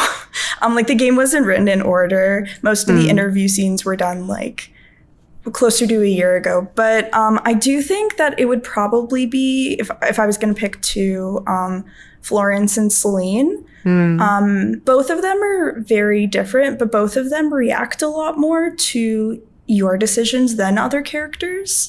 And so like kind of like thinking about that and like writing that was a bit more like interesting. They also both kind of have like a surface and then like a depth to them you can uncover, which I always really enjoy. Like they're the most like something is happening here characters, I think. Yeah.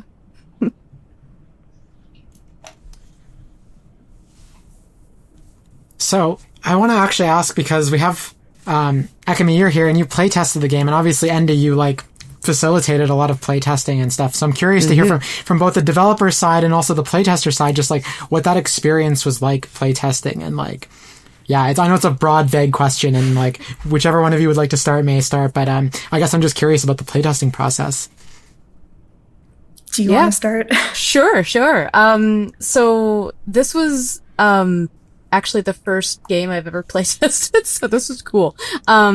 But it was neat to see like just kind of different moments in the game. And with each playtest that I did, it was like a new character or like a different scenario with a character I'd met before that was coming up. And it was kind of cool to see like just kind of like the behind the scenes little bits just visually. I mean, I thought it was such a treat, because I remember like, after playing the demo, on stream a few months ago, I think at this point, or more, I remember being like, oh yeah, like I'll fill out, they have like a Google form, I'll fill it out, I'll like express interest, and my friend, I'll give a shout out to Corwin too. I know he was the one who introduced me to he told me about the game. And I know he also was, connecting with you, Andy.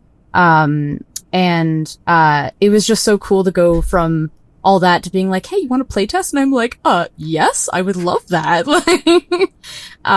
So it was neat. It was really cool. I think, one of the most amusing parts I feel like from the playtest for me was that, without going into spoilers, there's a specific ending that I got with a character in the demo when I streamed it. And every playtest since, I never got that ending. And I was like, what did I do? Like, what did I choose? Cause I probably, like, went through maybe Florence's stuff maybe 2 more times, in the playtest. But I never got the ending that I had. So it was just amusing. It wasn't just you. Yeah, a lot of people had that curse where, like, on the first playthrough, they got it perfect. Okay, yeah. After that, they were like, oh, it's gone, actually. I don't know how to do this. And I hadn't changed that much. I actually had made it easier. So I was like, oh, gosh. Even better. But yeah, kind of how it worked, I guess, if anyone's wondering what the behind the scenes of what a playtest is like, I would put together a build that basically just like scooped out a bunch of the scenes I wanted to test and skipped everything else. Because usually I was looking to try a very specific thing, and also because of how my feedback form worked, most of my playtesters had played the demo already, so I understood they had a certain amount of background, which let me do this more easily.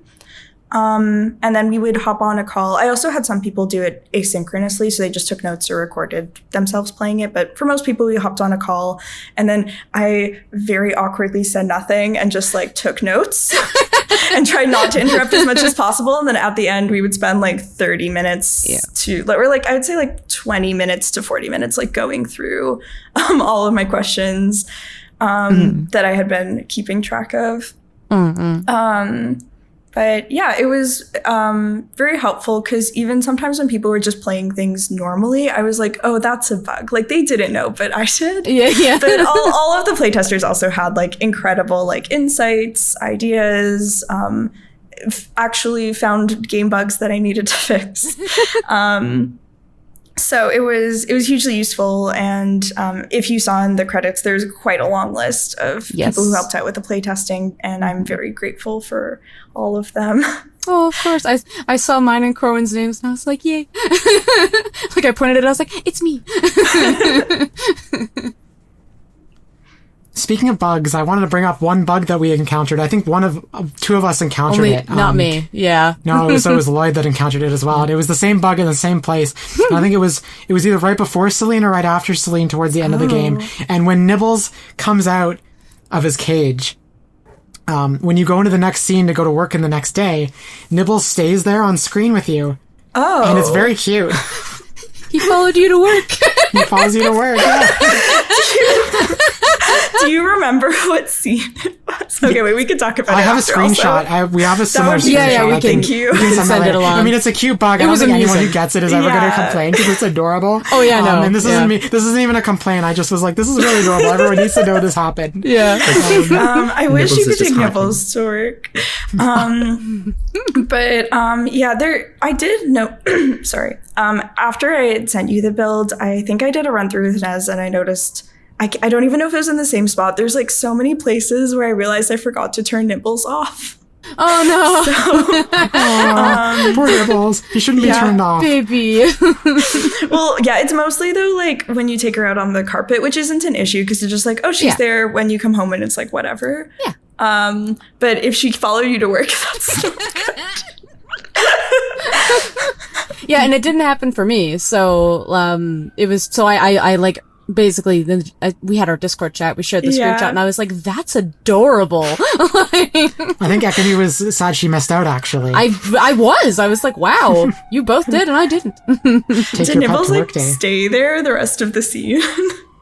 Yes, Nibbles stayed until the last. For me, anyway, it was Nibbles stayed, and actually Nibbles stayed.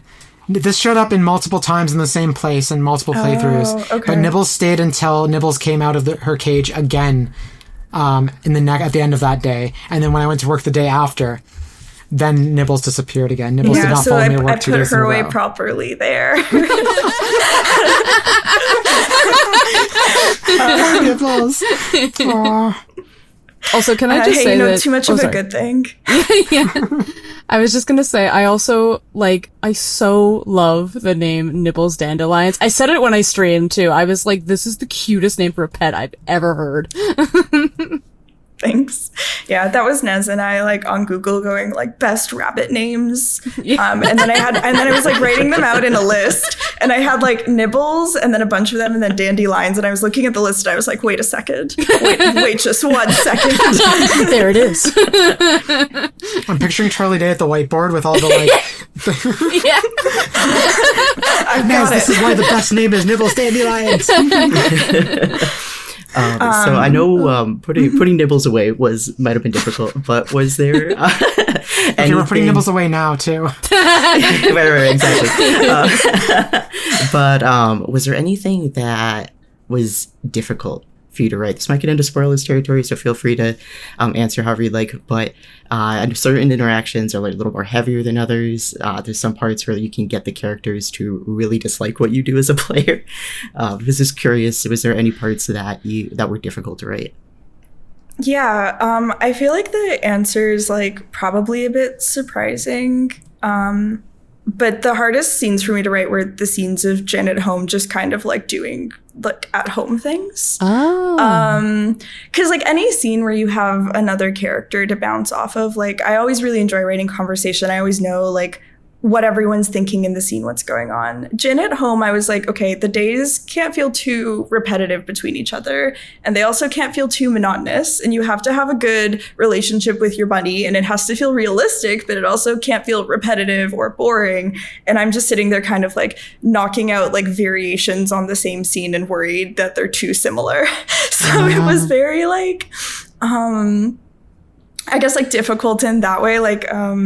And then a lot of the scenes also have reflective moments, which you can't see it on your end, but on my end, I have a long, if this happened, put this sentence. If this happened, put this sentence. And then if you had multiple scenes that could go that way in that day, it's this long. For people who are listening, I'm holding my hands very wide apart. It just but not in a way that was I guess as fulfilling and interesting, because it just Jen goes this is a thing that happened today. All right, let's do dishes. And I'm like, oh, Yeah. jeez. Can I just say, it's both disappointing and realistic because I know it's I think it's an achievement in the demo when you get all your boxes put away and you unpack. Yes, but I did. In the game, it's like I know there's like 3 times you get to unpack, and once you choose unpacking 3 different times, it counts as complete. Yes. But Jin's basically like, I'm not going to unpack anything else. I'm done. There's nowhere else to put anything. And can I just say that's both as a gamer that's disappointing, but as a human being that's really real. Yeah. That's hashtag relatable. I'm there right now because I just moved and I've got a couple boxes. I'm like, I don't have space for this. It's just the boxes by the window, so it is. Yeah. And Jin's looking at it and she's like, well, it kind of is put away because it's neat in a box right now. So we're just going to leave that. It's true. It's true. Yeah, I really liked all these little moments that I would get that were kind of based on the choices that I made, like in the, I guess the night before, because then it kind of carries over when Jin returns home. Because there was these little moments. So it was kind of like, I mean, I would come home as Jin and I'd be like, it's kind of like this cozy, like, I mean, like I'm coming home from work and I'm just like with my pet and like hanging out. And maybe I'm stressed. Jin very much was. So it was nice because there was always these like little differences based on, again, what I said, like my choices. Won't go into too much detail there, but, it was just really cool to see. So I did not feel like it was a lot of the same, if that's helpful. Yeah, that's good. And yeah, it's supposed to be kind of like that little like breathing moment, that moment for reflection. And so like it was a scene that was like important to have for the pacing of the game, and just because I was rating them all back to back. Fair.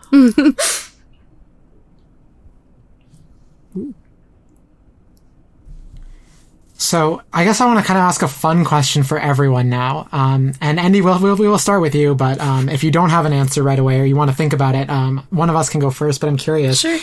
And you can only pick one, that's the rule, okay? Because otherwise we'll be here all day.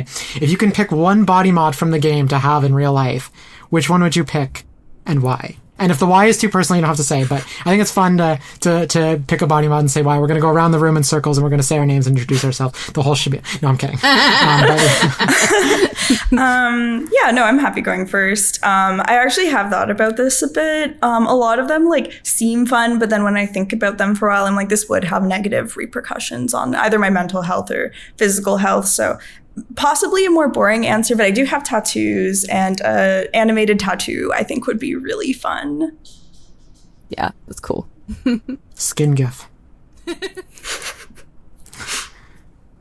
Ekamy, would you like to go next? Sure. A lot of them were really neat. I think probably because I was also thinking animated tattoo, but I don't have a tattoo yet, so like it's like, oh, maybe. But I think that's a great first one. I know, yeah. So I'd say probably that, or like honestly, like something to help with like a character kind of asked about it, but like something that would improve like arm strength and stuff, because like that's my goals for this year. I wanna get strong. And like it's great in the day-to-day, helps with a lot of stuff, so I think I'd go for one of those two. Lloyd? Nice. I'm not cheating. I am going to pick one. I'm cheating. Don't worry, we're not accusing you. Lloyd, you're being voted off the island. I knew it. But like, as an American, healthcare, whatever, gender affirming care, just get that out of there. It's like in this universe, to have as short of a recovery time as it. No brainer. But if we can have a fantasy and I can pick a fun one, the like. Sorry, that's pretty good. And I just realized this one isn't fun either. But I was like, as someone who has a chronic illness and pain and stuff, it was implied that there's ones that can like make your body stronger or like fortify your body, and I was like, oh, to be able to just do that, to like walk in, get that done, and yeah. Yeah, I feel like the gender affirming care is kind of like a fun and interesting one to pick. I'm not picking that. I'm just commenting on it because I'm not breaking my own rules. But it's interesting because when Ocean goes in for this body mod, it's just quote unquote gender affirming care. It's never specified what that specifically is. It could be bottom surgery. It could be top surgery. It could be anything in between. Like, so I think that's really cool that it's just like basically go in, get your transition done and get out. Oh, a few days recovery time. Boom. You're done. Like, you are now a boy, Ocean. Go forth. Mm-hmm. But for me, I think the most interesting one, and I talked about this in the review as well, but I relate very heavily to Florence Sanderine. Feeling pressure from outside forces to have a voice that suits you and suits society more so. Because I feel that pressure a lot, and sometimes I'm not sure if that pressure is from myself or from society.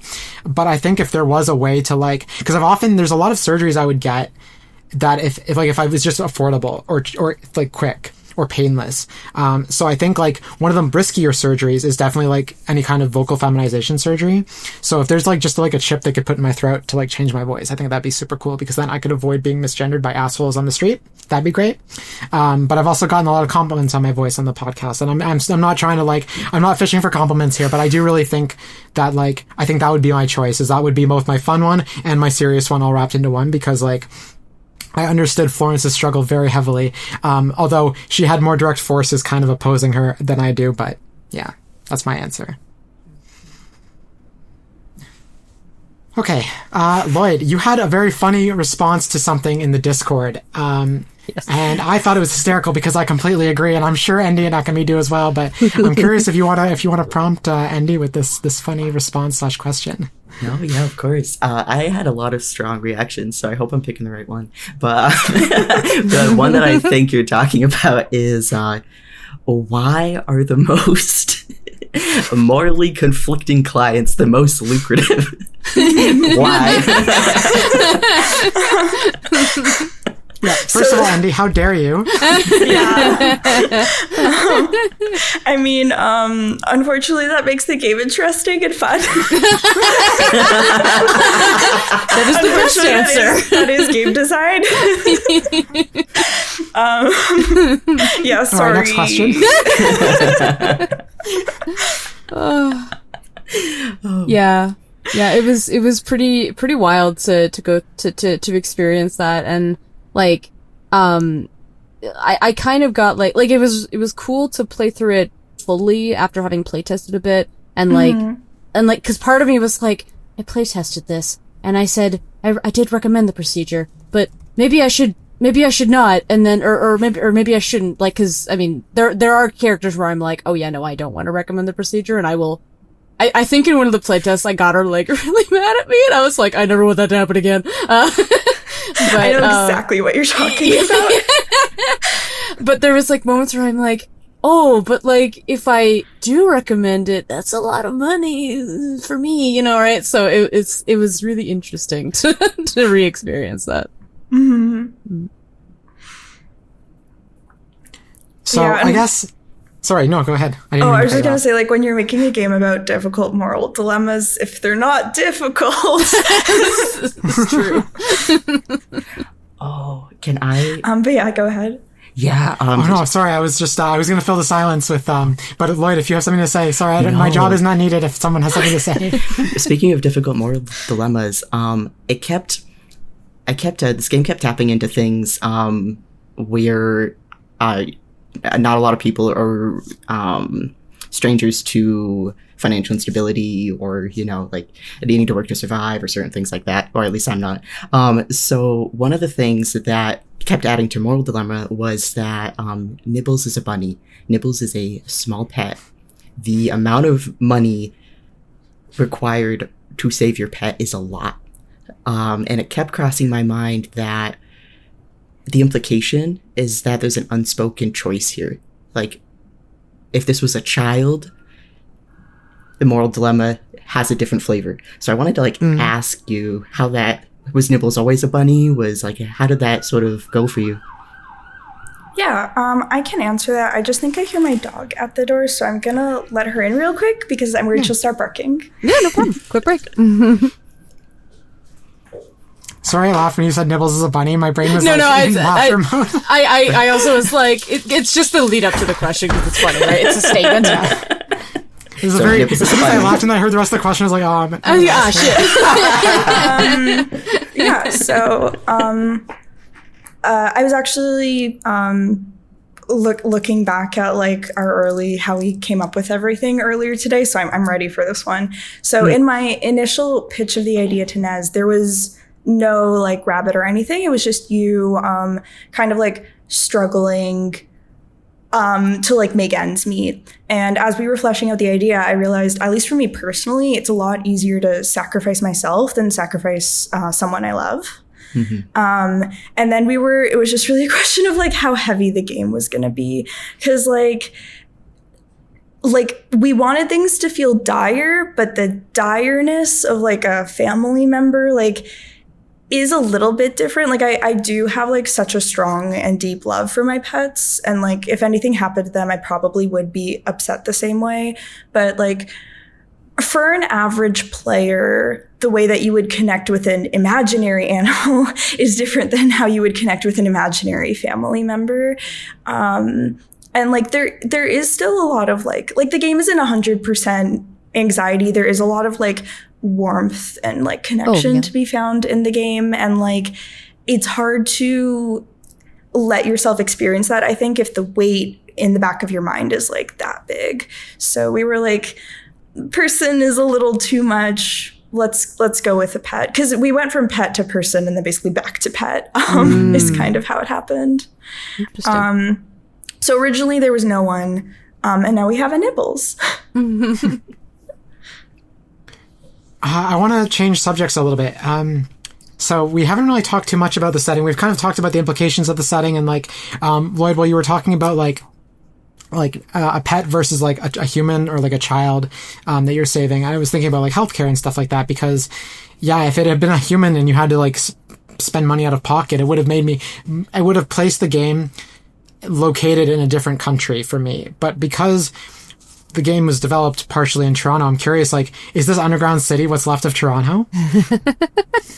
I guess like the full answer, which is never like said anywhere in the game, is that this is like a world like similar to ours that then like went in a certain direction. So a lot of the times when I'm thinking about like the history or like the culture of the characters, I'm like, some of it probably is similar to ours. There's like some references you can find, and some of it I imagine like isn't, just based on like how I imagine like the city came to be and how people live and stuff like that. So like I don't see it as Toronto specifically. I also don't think they have socialized healthcare, which you can learn about in a very niche route.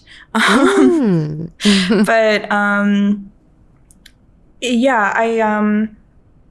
I don't know if I had like a specific like place on Earth where I was like, this is where it is, because in my head it's not really on Earth. Although like for the purposes of playing the game, it's like almost nothing. It's just like for me when I'm imagining like the culture of the space. That's fair. Yeah, I'm always curious because I guess I think about this too, because when I played Psychroma, which was also developed by another Toronto-based dev team, there's very subtle references to Toronto in the game. Like they specifically, I think one time in the game they mentioned Toronto, and in the description on Steam it says Toronto. But I'm always curious when Toronto devs are making games, like more often than not, I can see specifically like, oh yeah, you based that on like there's another game that was developed here in Toronto that's specifically based on a cemetery that is like a very famous cemetery here in Toronto. And so like when I saw this cemetery, I was like, oh, I know exactly where that is. So I'm always curious to see like when home is like apparent too in media, because it's so very rare that like when Toronto or any of Canada really, like Canada is so often a stand-in, especially in movies, for like New York or Chicago or Seattle, even if it's shot in Vancouver. Montreal is often a stand-in as well. So I guess I'm just curious. That's why I asked. But no, if anything made it in, it was not intentional. I will say though, there is a cool game called, I'm going to say Tales Noir. I really hope that's the real name, but it's like very heavily inspired by Vancouver. And I've heard people who have been there are like, oh yes, this is 100% giving Vancouver. And I think that's very, very cool. So I do appreciate those kinds of games. I just didn't do that this time. Yeah. That's fair. Yeah, no, that's completely valid. Lloyd or Ekamy, do either of you have any other questions you'd like to ask or topics you'd like to bring up, characters you'd like to gush over? I did have a kind of like a broad question, I guess, of like, if you had a bit of advice to give to like a developer starting out on their first indie game, it could be one piece of advice, it could be like a couple.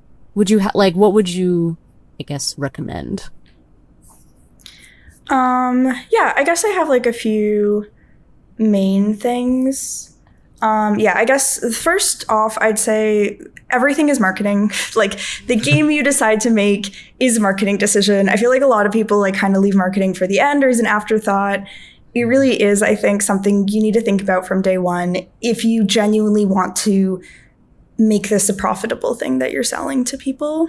And kind of as part of that, I'd recommend doing like a lot of research before making a full-time commitment to a game.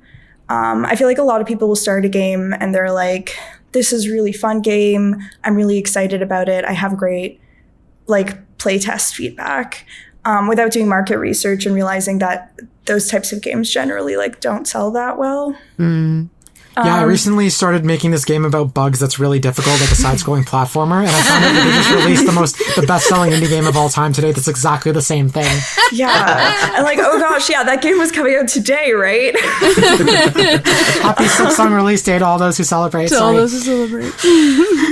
But yeah, I'll also say, if you can help it, don't quit your job to make your game. Have something successful and then don't leave your job. Yeah. I'll say that like your project needs to excite you. On the opposite end, if you're doing something 100% because it is market fit, you're probably not going to finish it, or it's going to turn out not as good as it could be. And then finally, I'd say probably aim for like a much smaller first project, like a 3 to 6 month project, because that's still going to take you at least a year. And if you try and make a 1-year project, it's going to be 3 years. So, Fair. Go for the smaller one first, because a lot of like making your first game is learning like how Steam works and like things like that you don't really like think about, like just in terms of like admin stuff and like business stuff. Like even if you're like, oh, I'm an expert dev, there's still a lot you're going to be like doing for the first time. Yeah. Yeah, I remember seeing like soon after I played the demo, I'm pretty sure it was Corbin who sent them to me, but we found the Instagram or the TikTok or something for QDRP, and we saw all the memes, and we were like, these are great. Oh my god, we just love them so much. Thanks. I do think unfortunately they have a much higher success rate with people who've already played the demo. Yeah. But hey, I'm hitting some type of audience. Yeah, no, exactly. The Celine TikTok. Oh yeah, with that Lloyd like just shared that with us in the Discord. Meow. So yeah, oh, that was from like yesterday. Yeah. Earlier it was today very or something. good. I think. Thanks. it was extra timely because I had just finished my first complete playthrough, and sorry, I'm going to pull you under the bus. We had very different opinions about Celine. We did. I was enamored. I loved the banter, for lack of a better word. I was very unprofessional. I was not a professional psych interviewer when I did these. I was just getting to know these people. But no, I was eating it up. I was loving it. Absolutely loved that she knew that I knew that she knew that I knew that there was something there. Like, that I know that something's here. There was some rules here. Yeah, right. And you're trying to break them, and I know you're trying to break them, but I loved that. Zoe, how did you feel about Celine? Oh no! Oh, see, I've known Celines in real life. I've never liked them. Maybe it's just because of the way I was engaging with her as well.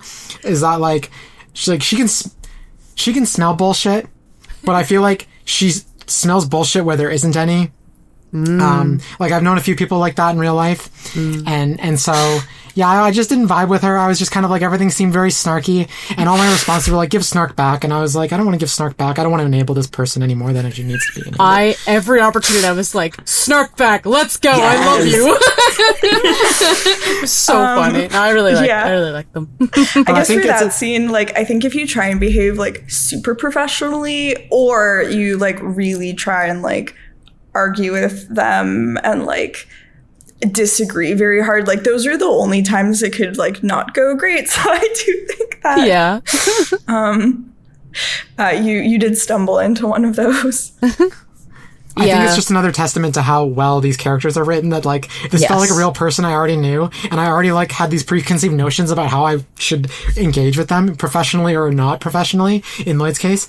So, like, we had a long debate about, like, Ekamy and Lloyd were both into Selena, and I was just like, no, not for me, but you go. But you power to you both. Yeah. Did you get the mocking expression from her? Because I feel like that would have made everything worse. I don't think I did. So my first playthrough, I kind of just played it like, I kind of tried to walk a fine line with her.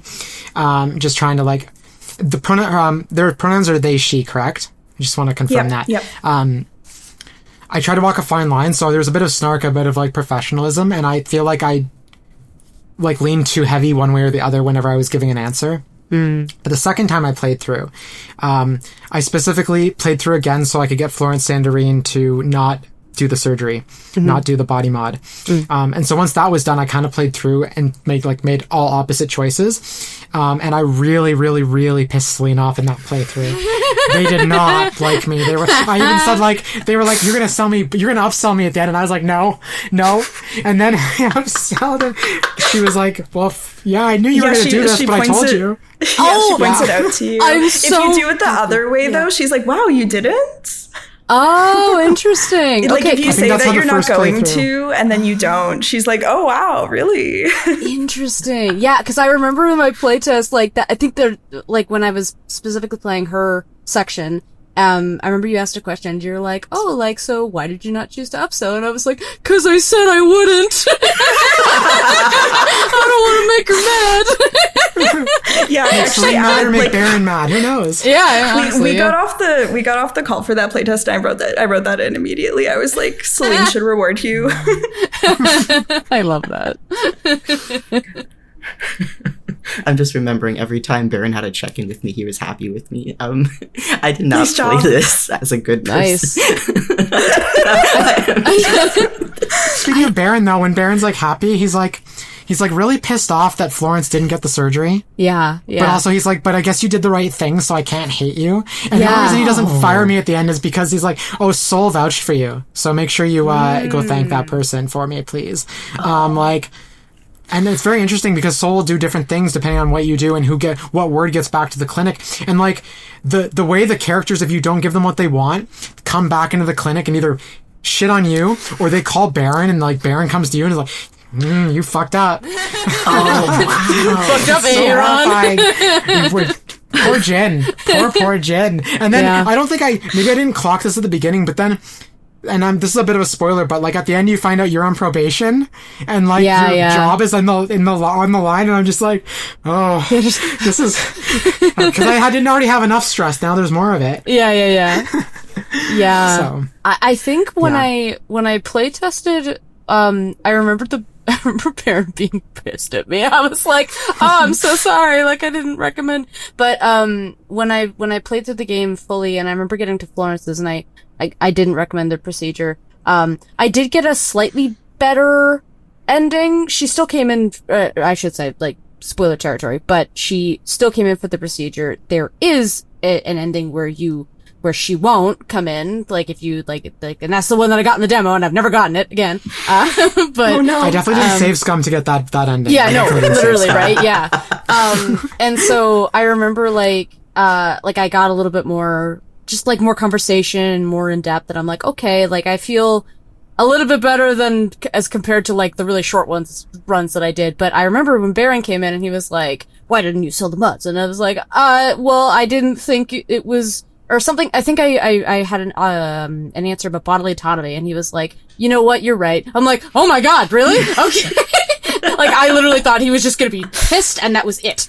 Like, so that was really nice to see. And that's kind of what I was talking or alluding to earlier, at the beginning of the podcast, when it feels like there's, like, two strong personalities with Baron. Cause I can tell that, like, he does care about, like people and like how body mods can improve their lives, but he also cares about the business and making sure that like they make the money. So that can, and then that directly conflicts with Jin's whole thing because like you just desperately want to save money for your adorable rabbit who needs a very expensive surgery. So yeah. And Baron will respond, like on my second playthrough, I was like, well, I'm going to try being a dick to Baron because I'm very curious to see, like, I'm going to do the opposite of what I would do to my boss. I'm going to say what I want to say to my boss. Instead of like, not necessarily, I don't know if anyone from work is listening to this. I like all my bosses currently, but I'm talking previous bosses.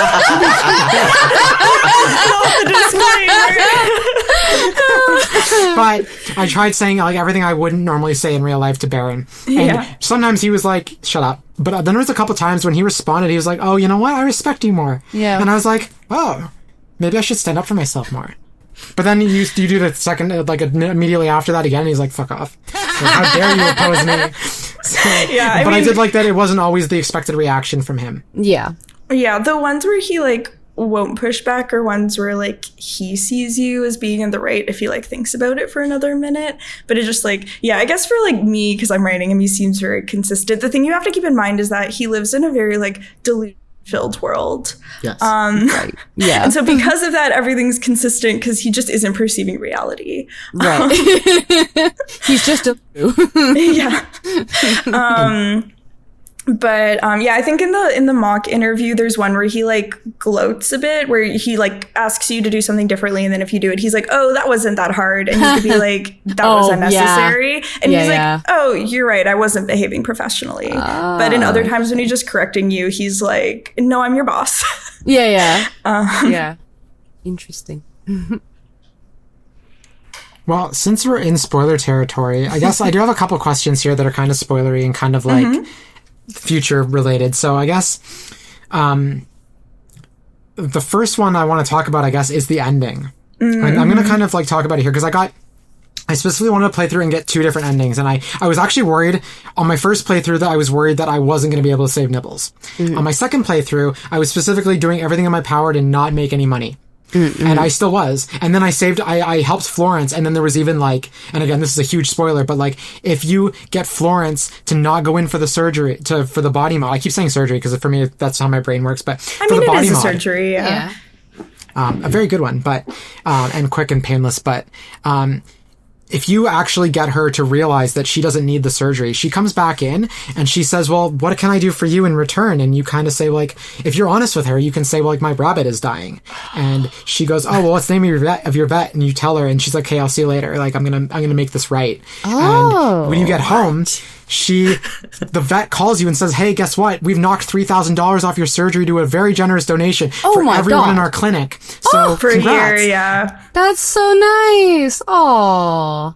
I love that. So anyway, that made it, both times I was like worried I wasn't going to make enough money because then Ocean came in and I was like, oh, if I don't buy his tea, he's going to kill me. I don't want to upset him. He looks like he really wants to sell his tea to me. So I was like, oh, but now I got to spend money on his tea and go on this like friend date with him. And so I was like very paranoid about like being money conscious on my first playthrough. And then my second one, I was like, no, I'm going to reject all the surgeries, as many as I can that are within reason. Yeah.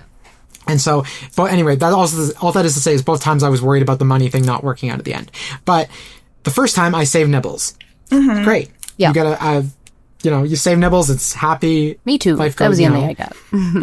So I specifically wanted to, and it hurt my soul. The same way when I played the original demo and I tried to not, give Ocean his surgery, not approve, recommend Ocean. It hurt my soul to do so. And so it also hurt my soul because at the end of the game, not only do you not save Nibbles, but then you're given another choice. Yeah. Do you let Nibbles wither away and die, or do you put Nibbles down? Because the vet calls you and says, oh, well, Nibbles is going to die in like 8 seconds if you don't, that's drastic, but like, they're basically like, Nibbles is going to wither and die if you don't do anything, so we'll keep your appointment, and it's going to cost $1,000 to put Nibbles down and put her out of her misery. But if you don't, it's just going to be like a rotting death, like very, like over the next week, like it's going to be very painful to watch. And, oh boy, I didn't know which one to pick because I was like, the reviewer in me was like, I have to find out what happens if you pick like not putting Nibbles down. I have to know, is there a twist? Like, does Nibbles miraculously recover? Like, what happens here? And no, I just hated myself by the end. Like, Nibbles just like withers and dies. So anyway, first of all, how dare you? Sorry. Second off, what was it like writing that pathway? Like, what? Like, I'm not. This isn't like a judgmental question, but like, what was it genuinely like? Like, how did you manage to? Because I would have had a very hard time writing such a horrible ending for basically an innocent animal. Yeah. I guess when originally I had the decision between the options, I was thinking about how like this is something like people I know have gone through, and I feel like, you know, when you have a pet and they're nearing the end of their life, like it's something a lot of people do like think about. And like part of me wanted to reflect it for that, and part of me also was like having Nibbles die on screen or like in the game versus like, you know, question mark after the game is a different emotional experience, and I wanted to leave that open for people who maybe like didn't want that in the game. And that's kind of like why I guess I designed it that way. In terms of the actual experience of writing it, like this probably isn't like the greatest answer, but I wrote it towards the end and I was so exhausted when I was writing that I wasn't like myself fully like I wasn't like feeling the emotions deeply when I was writing it, because all I was feeling was like I am tired. And so it wasn't emotionally difficult to write in the way that like I imagine people would picture it being. Kind of what I was more like worried about, and this again is like tied to the fact I was like so tired when I was writing this. This was one of the last scenes I did. Was that it didn't like that it came off the way I wanted it to be. Because when you're writing something that's that like weighty, if people aren't coming into it in the right mindset, or if you like write it slightly off, it can come off as very like angsty or very trite, or like it clashes with the emotions you're feeling. And so I was trying really hard to like make it feel like a genuine reflection of Jin's emotions and like a genuine reflection of the player's emotions to some extent also.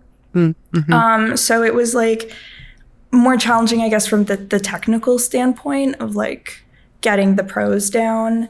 But I didn't have the emotional capacity at that point to actually like feel it myself. I feel like I honestly like in my own life try to pretend none of my pets will ever die. That's just not something that's going to happen.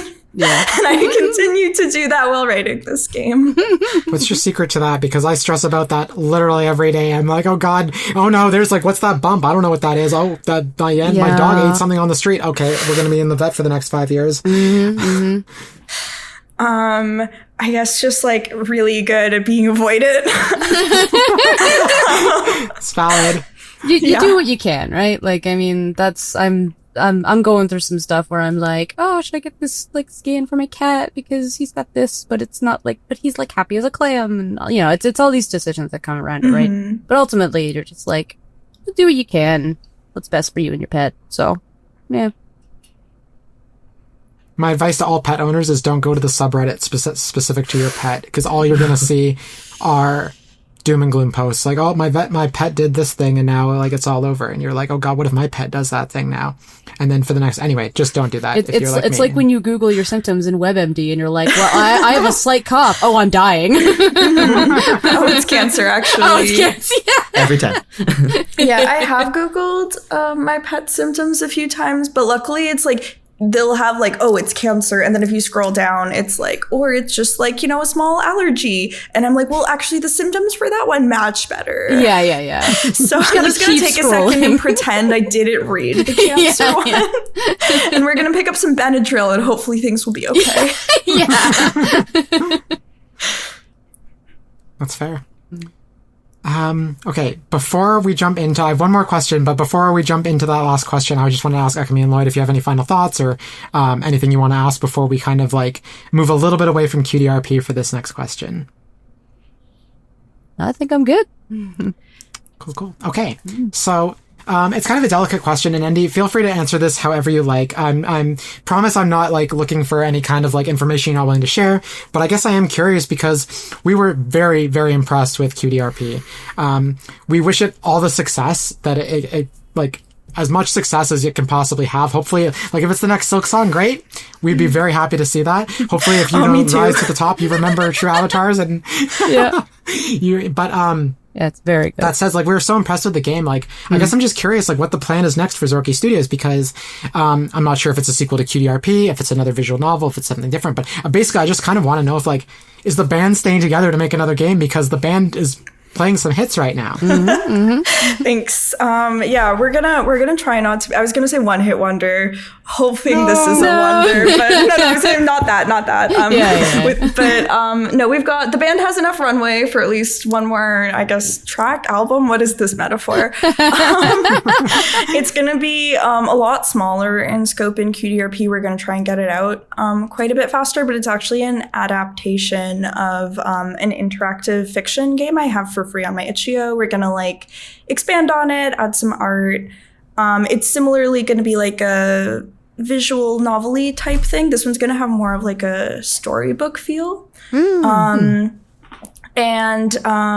It still is like very, very queer, choice driven. Yeah,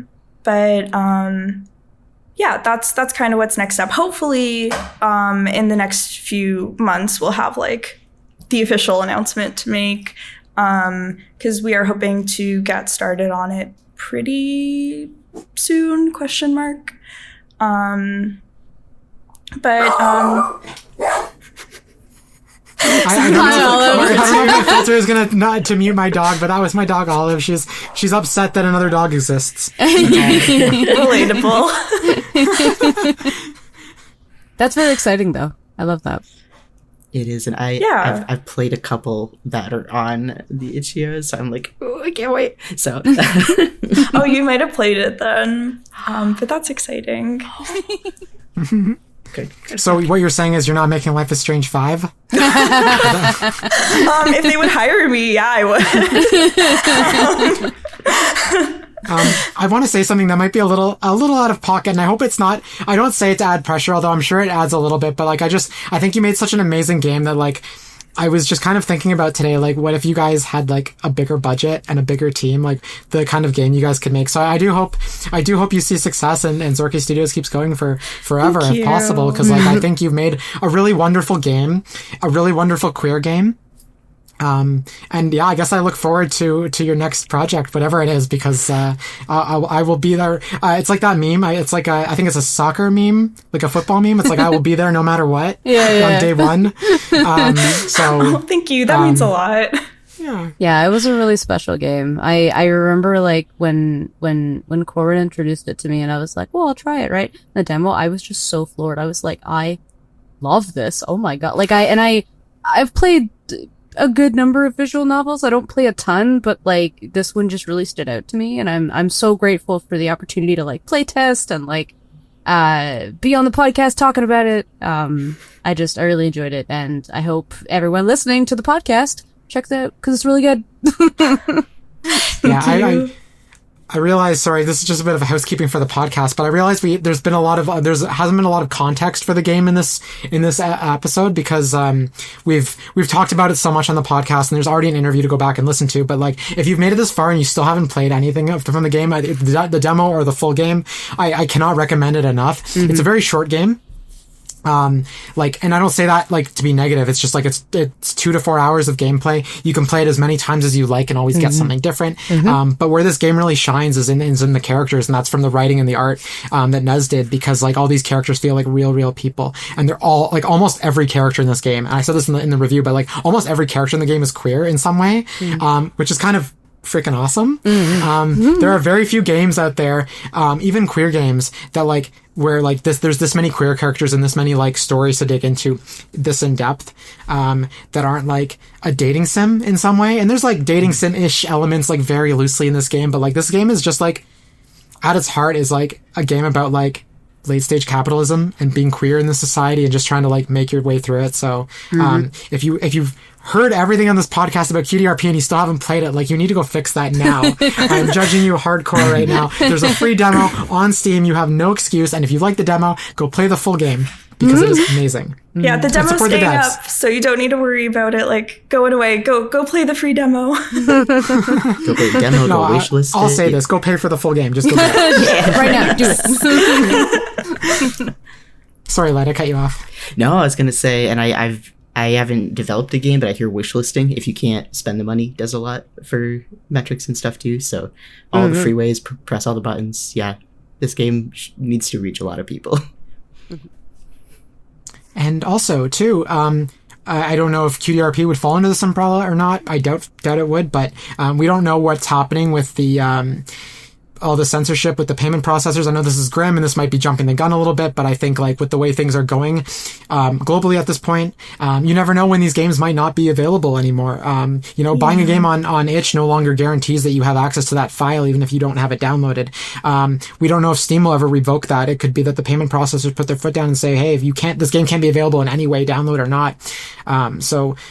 To play these games, these queer games that are out there while you can, because we don't know if they're going to be here forever.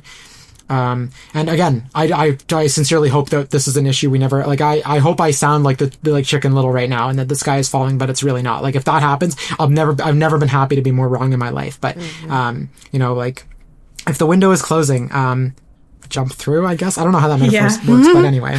Yeah. No, that's a real concern. A lot of developers, but particularly queer developers, have been having.